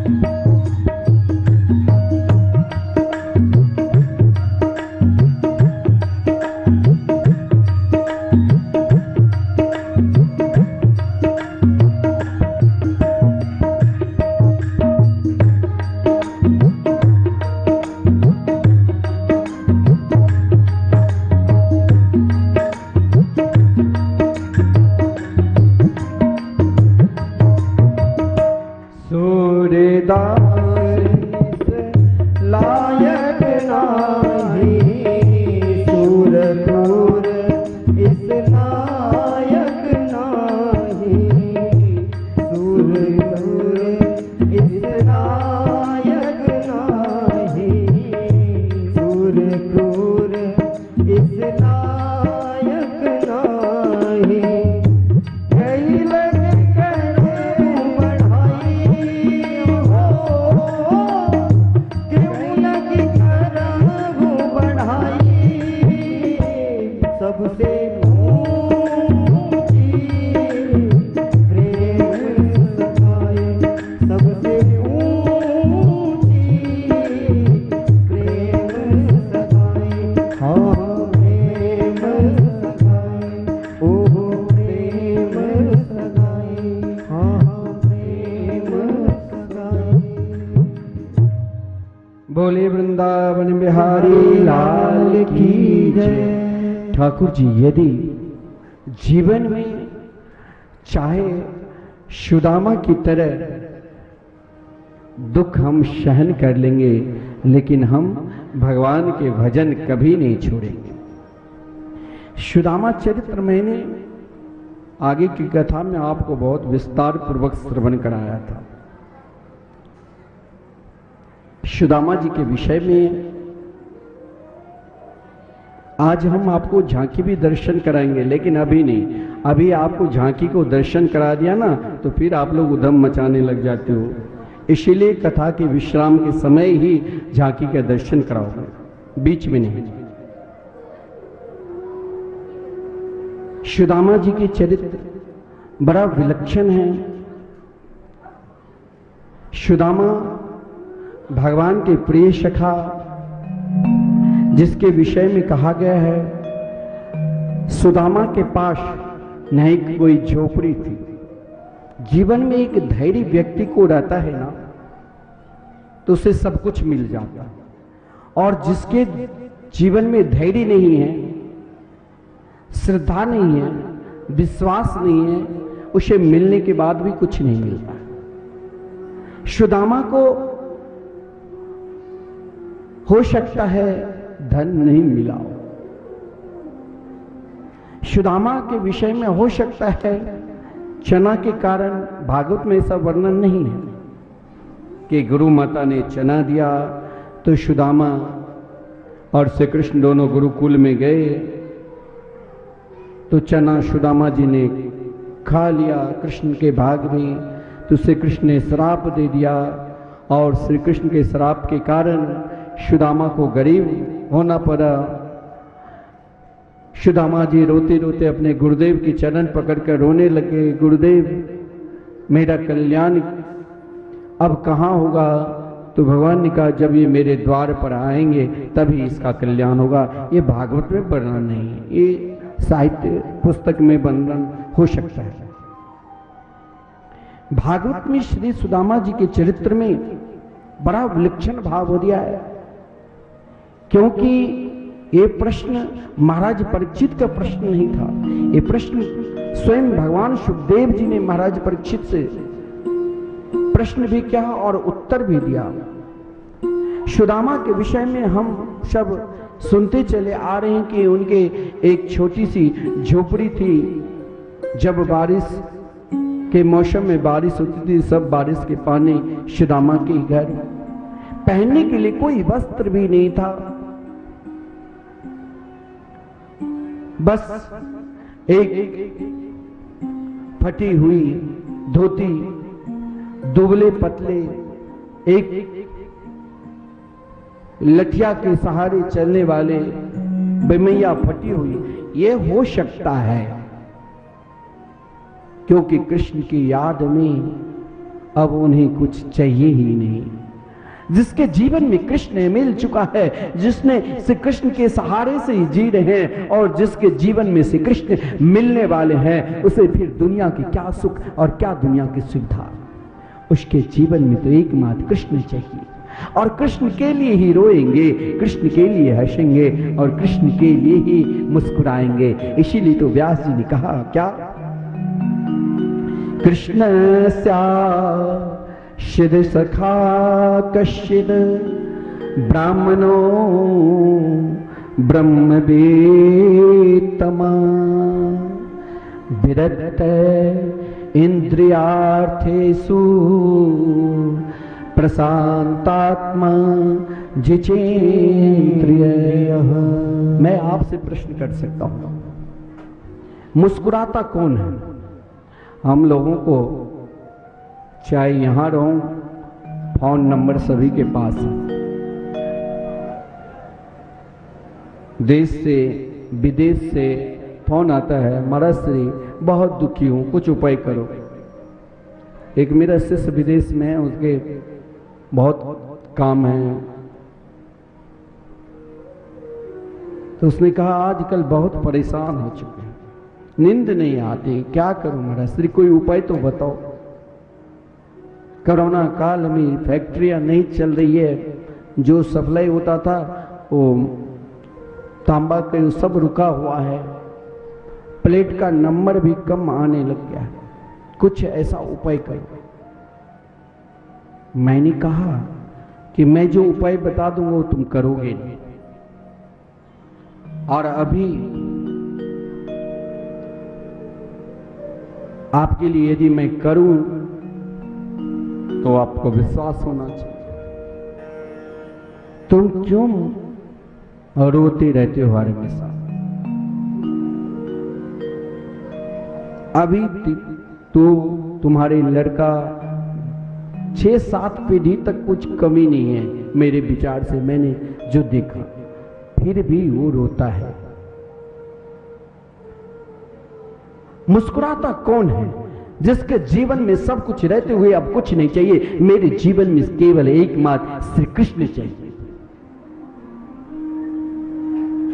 भाई ये तो सोचना और ये कहना उन स्तर तक जाना पड़ेगा जिसने सुदामा बाल्यापन से ही विवाह भी किया, बच्चे भी हुए। मैं भी मानता हूं सुदामा की रहने की कोई घर भी नहीं था, एक छोटी सी कुटिया थी। मैं भी मानता हूं सुदामा के यहां कुछ अन्न भी नहीं था। जब किसान स्वयं फसल काट कर आते थे, उन अन्न को एक एक बींग कर उतना ही देर बींगता था जो सुबह से लेकर रात्रि तक एक अन्न को उठाता था श्री कृष्ण के नाम लेकर, जितने देर भगवान के नाम। मैं मानता हूं सुदामा 15-15 दिन तक भूखे रह जाते थे बारिश के मौसम में, लेकिन मैं ये नहीं मानता हूं कि सुदामा दरिद्र थे। दरिद्र तो वो होता है जिसके पास सब कुछ रहते हुए भी संतोष नहीं।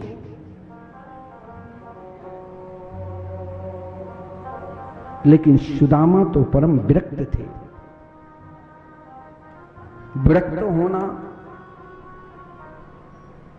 ऐसा विरक्त जो दुनिया में कुछ भी नहीं है फिर भी हम याचना नहीं करेंगे, एक ही याचना श्री कृष्ण के नाम लेंगे।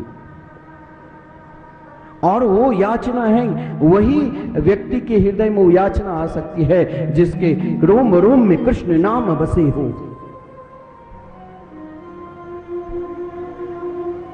जो कृष्ण के लिए ही जी रहे हो और उनके लिए ही मरेंगे, जिसके इंद्रियों में कहीं किसी भी प्रकार की इच्छा है ही नहीं, है तो कृष्ण की, सुबह शाम हर पल कृष्ण कृष्ण। और जिसके इंद्रियों में जब कोई इच्छा है ही नहीं, जिसके इधर कामना है ही नहीं, वो केवल कृष्ण के लिए ही जीते हैं, वो तो कभी दुखी हो ही नहीं सकते हैं, वो तो प्रशांत आत्मा, वो तो मुस्कुराते हैं। जो हर पल मुस्कुराए, मान लेना इसके ऊपर ठाकुर जी की पूर्ण कृपा है, बांके बिहारी जी की पूर्ण कृपा है। अपने इंद्रियों को कृष्ण के चरणार बिंद में लगाकर हर पल कृष्ण की याद करते। एक दिन सत्संग ने सुना सुशीला जी कि मेरे पति का मित्र श्री कृष्ण है, तो जीवन में अगर प्रेरणा भी हुई, कृष्ण से मिलने की आकांक्षा भी की, तो महाराज सुशीला जी ने कहा जीवन में अगर प्रेरणा हो तो प्रेरणा यही देना चाहिए कि भाई हम सब कुछ तो कर ही रहे हैं, यदि हम भगवान के चरणार बिंद में समर्पित हैं तो इसमें हमें हमारे लिए कौन सा दोष, हमें और समर्पित होना चाहिए। अयम ही परमो लाभो उत्तम श्लोक दर्शनम। सुदामा जी की पत्नी ने प्रेरणा दी कि आप कभी कृष्ण से मिलने के लिए तो जाओ ना।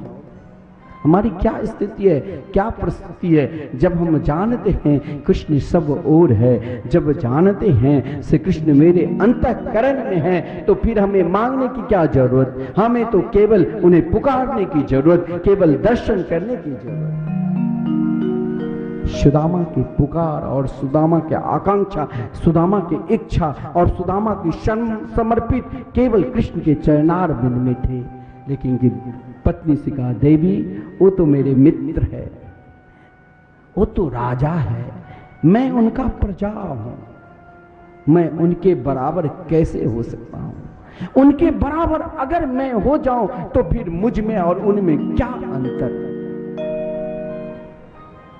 पहले हमें उसे देना पड़ेगा, वो मेरा मित्र है, वो मेरा सखा है।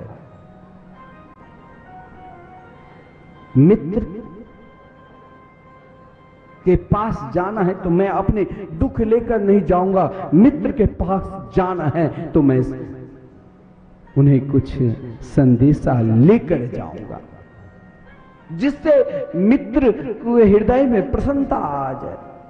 सुशीला ने कहा ये तो तूने विकट प्रस्तुति कर दिया नाथ, लेकिन मैं आज आपके मित्र के लिए मैं भी याचना करूंगी। कभी भी किसी के द्वार पर मांगने के लिए सुशीला जी नहीं गई थी, कहीं भी किसी के द्वार पर सुदामा जी मांगने के लिए नहीं गए थे। ये सब गलत है कि सुदामा जी भिक्षाटन करते थे, भागवत में कहीं नहीं है।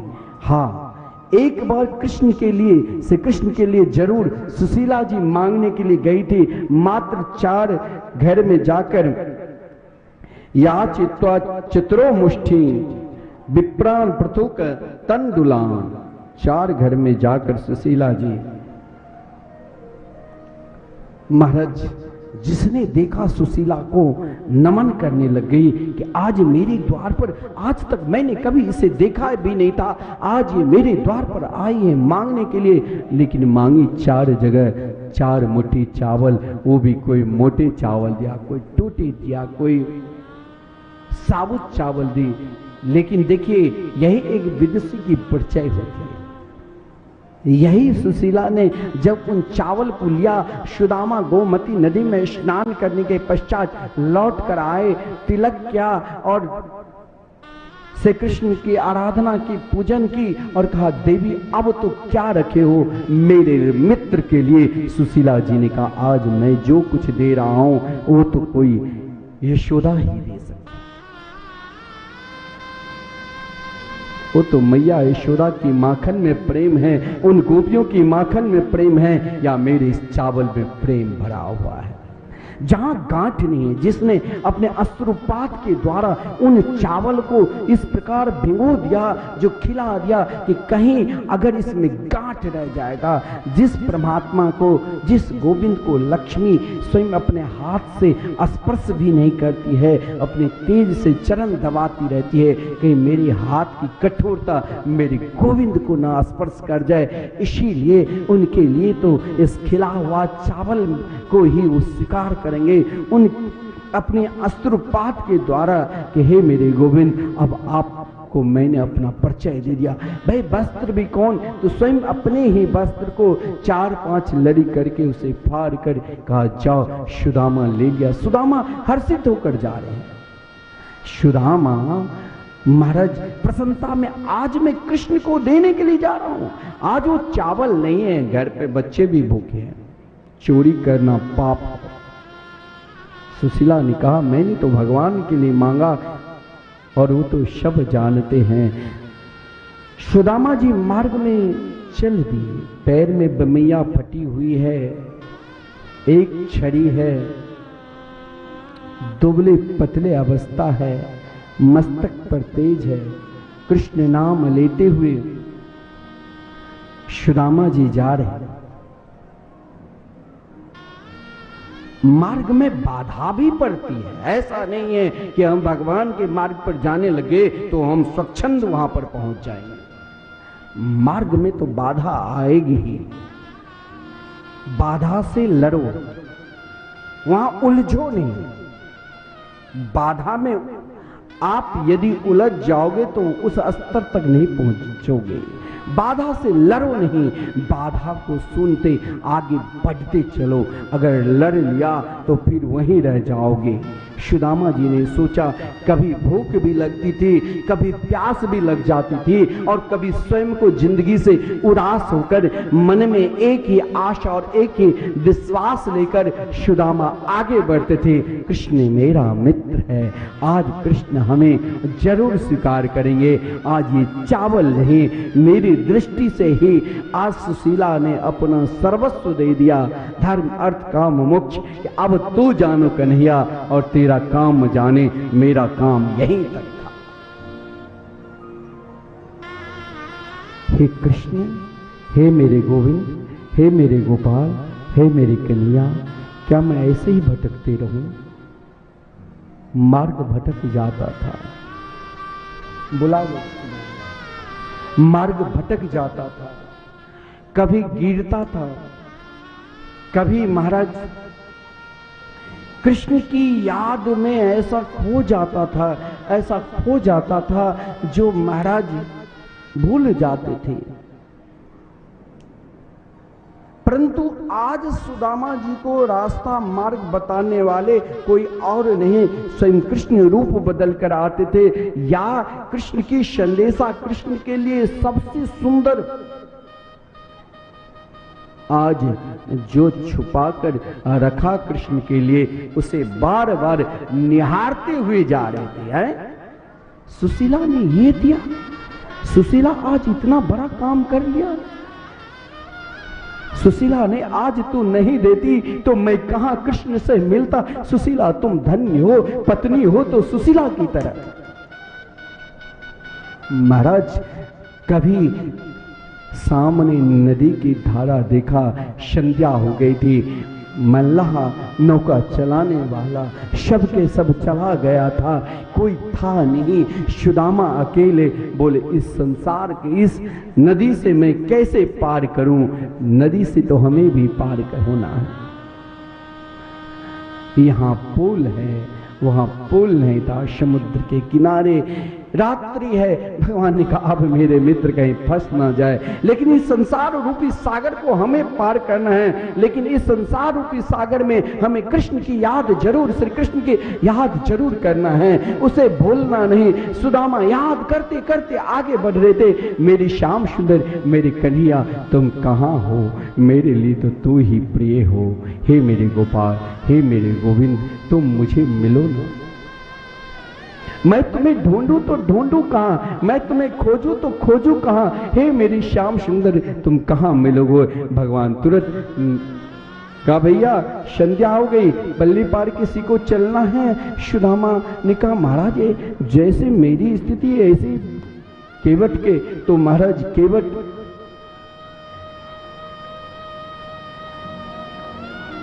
से सुदामा ने कहा मुझे पल्ली पार कर दो। केवट ने कहा ये नौका है, आप बैठो, कुछ दक्षिणा है। बोले दक्षिणा नहीं है। बोले महाराज लगता है आपको छुपा कर रखे हो।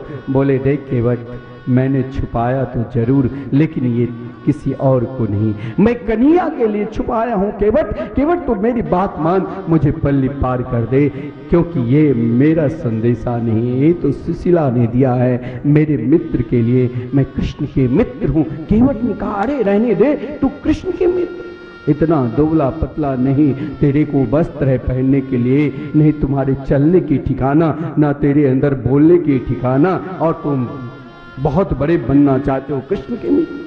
कृष्ण तो द्वारका की राजा है, तू एक भिखारी, तू भटक गए हो। बोले सुदामा मैं भटका नहीं, मैं तो कृष्ण से मिलने के लिए जा रहा हूं, तू नहीं जान सकता है। वो ये नहीं देखते कि ये गरीब है कि वो ये धनवान है, वो ये नहीं देखते कि इसका वस्त्र मैला है कि फटा हुआ है, कि इसका वस्त्र बहुत सुंदर है। वो ये नहीं देखते कि ये दुबला है कि ये पतला है, वो तो मन देखता है। मेरे मन तो मेरे मित्र कृष्ण के पास है, तू भी मेरे साथ से कृष्ण कृष्ण बोल। अब वो केवट ने सोचा कि हो सकता है महाराज यही तो मेरे परम भक्त है, दुनिया बदल सकती है, लेकिन मेरे भक्त कभी बदल नहीं सकते हैं। सुदामा जा रहे हैं। जब सुदामा महाराज थक कर सो गए थे तो और भगवान ने योग माया को आदेश दिया, योग माया स्वयं तो सुदामा जी जब नेत्र खोलते हैं तो अपने आप को द्वारका में देखा, और महाराज कभी गिरता हुआ आता था, कभी कृष्ण के याद में व्याकुल हो जाते थे। अरे भैया मेरे कृष्ण को देखे हो तो बताओ, अरे भैया मेरे कृष्ण कहाँ है जरा बताओ। सभी से पूछा। सुदामा धीरे धीरे धीरे चल रहे हैं, मन में एक ही आश है, एक ही विश्वास है कि जरूर हमारे कृष्ण मिलेंगे। और महाराज जब द्वारका में द्वारकावासी ने देखा, कोई हंसता था, कोई मजाक उड़ाता था, लेकिन महाराज सुदामा किसी से मजाक नहीं की। सुदामा तो केवल यही कहा कि मेरे मित्र कृष्ण हैं। और महाराज जब द्वारपाल ने देखा तो द्वारपाल केवल दौड़ते हुए श्री कृष्ण के पास गए और यही कहा, शीस पगाना जगतन पे प्रभु जाने को आज बस के ही ग्राम। शीस पगाना जगतन पे प्रभु जाने को आज बस के ही ग्राम। टूटी फटी सी लटी टूपटी और पाया उपायन की नहीं समा। टूटी फटी सी लटी टूपटी और पायन के नहीं समा। द्वार खड़ो तेज दुर्बल एक, द्वार खड़ो तेज दुर्बल एक, रहो बस सोच की सो अभिरामा। पूछत दीन दयाल को धाम, बतावत अपनो नाम सुदामा। पूछत दीन दयाल को धाम, अपनो नाम सुदामा। जब द्वारपाल ने कहा कि महाराज आज तक मैंने अपने जीवन में इस प्रकार अलौकिक ब्राह्मण देव को नहीं देखा, कभी कृष्ण के याद में गिर पड़ता था तो कभी विश्वास लेकर उठते थे, आज हमें जरूर अपने मित्र कृष्ण मिलेंगे। महाराज जैसे तैसे छड़ी के सहारे सुदामा जी उठते थे। हम भी इस भाव को भजन के माध्यम से श्रवण करें और पुकारे सब मिलकर। अरे द्वारपालो कन्हैया से कह दो कि दर पे सुदामा करीब आ गया है, कि दर पे सुदामा करीब आ गया है। भटकते भटकते न जाने कहाँ से, भटकते भटकते न जाने कहाँ से, तुम्हारे महल के करीब आ गया है, तुम्हारे महल के करीब आ गया है।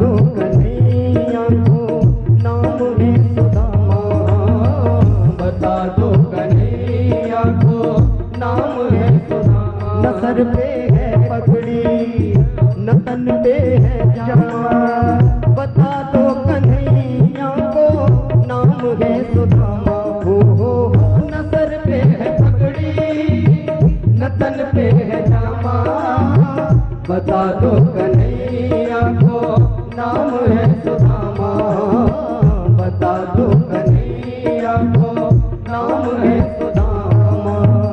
तुम एक बार मोहन से जा कर के कह दो, तुम एक बार मोहन से जा कर के कह दो कि मिलने सखावत नसीब आ गया है, कि मिलने सखावत एक बार दोनों हाथ उठा कर गया है। द्वारकाधीश भगवान की जय हो।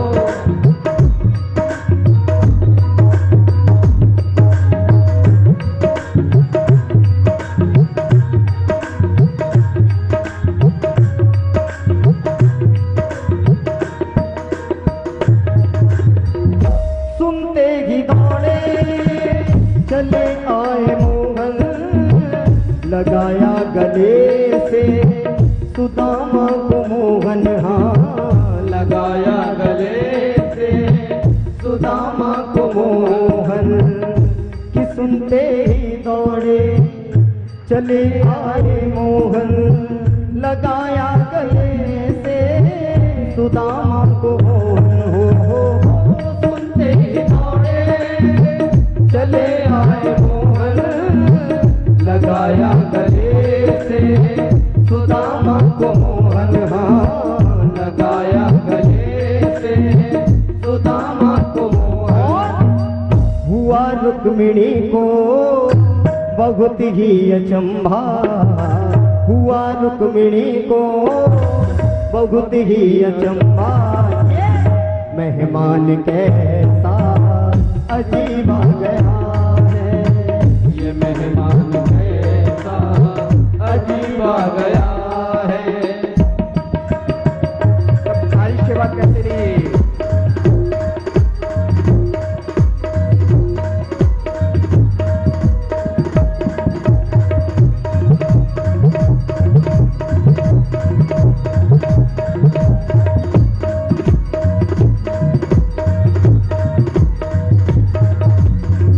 बराबर में अपने सुदामा बिठाए, चरण आंसुओं से श्याम ने धुलाए। हाँ चरण आंसुओं से श्याम ने धुलाए। वो बराबर में अपने सुदामा बैठाए, चरण आंसुओं से श्याम ने धुलाए। हो बराबर में अपने सुदामा बिठाए, चरण आंसुओं से श्याम ने धुलाए। हाँ चरण आंसुओं से श्याम ने धुलाए। न घबराओ प्यारे जरा तुम सुदामा, न घबराओ प्यारे जरा तुम सुदामा। दोनों हाथ उठा करके ताली सेवा करते हुए गाइए। खुशी का समा के करीब आ गया है, खुशी का समा के करीब आ गया है। खुशी का समा के करीब आ गया है, खुशी का समा तेरे करीब आ गया है। इधर पे सुदामा गरीब आ गया है, इधर पे सुदामा गरीब आ गया है। बोले वृंदावन बिहारी लाल की जय। भगवान ने सुदामा जी को सम्मान किया बड़े आनंद पूर्वक। आप सब पुनः बैठ जाइए। और सुदामा जो लाए थे भगवान बड़े आसानी के साथ, स्वयं भगवान ने सुदामा को जिस प्रकार चाहिए बैजंती का माला धारण करा दिया। यानी भक्ति के 5 रस प्रदान कर दिए। और स्वयं जो सुदामा लाए थे चावल, एक मुट्ठी भगवान स्वयं उन चावल को लेकर भगवान ने एक मुट्ठी खाया और दूसरी मुट्ठी पुनः भगवान खाए। एक मुट्ठी में धरातल की समस्त सुख सुविधा प्रदान कर दी, दूसरी मुट्ठी में जो सुख कुबेर के पास है वो सुख प्रदान कर दिया, और तीसरी मुट्ठी में लक्ष्मी जी ने हाथ पकड़ ली कि प्रभु प्रसादी सभी को मिलना चाहिए, आप सब भी बैठ जाइए और कुछ देर के बाद फिर आरती के दर्शन करेंगे, सभी को प्रसादी मिलेगा। सुदामा जी एक आधार पर जिस दिन आए उसी दिन चले गए, एक आधार पर 7 दिन रहे। और लेकिन जब सुदामा जी वहां द्वारकापुरी पधारे तो महाराज द्वारकापुरी से अलग से सुदामापुरी को देखा। सुदामा जी ने इनको देखकर घबरा गए, लेकिन स्वयं सुदामा ने कहा प्रभु मुझे धन की आकांक्षा नहीं है, हे प्रभु मुझे केवल आपके चरणार बिंद की आकांक्षा है, चरणार बिंद की इच्छा है, हे प्रभु मुझे अब कुछ नहीं चाहिए, मुझे केवल आपके चरणार बिंद चाहिए। बड़ा आनंद के साथ भाव है। भागवत में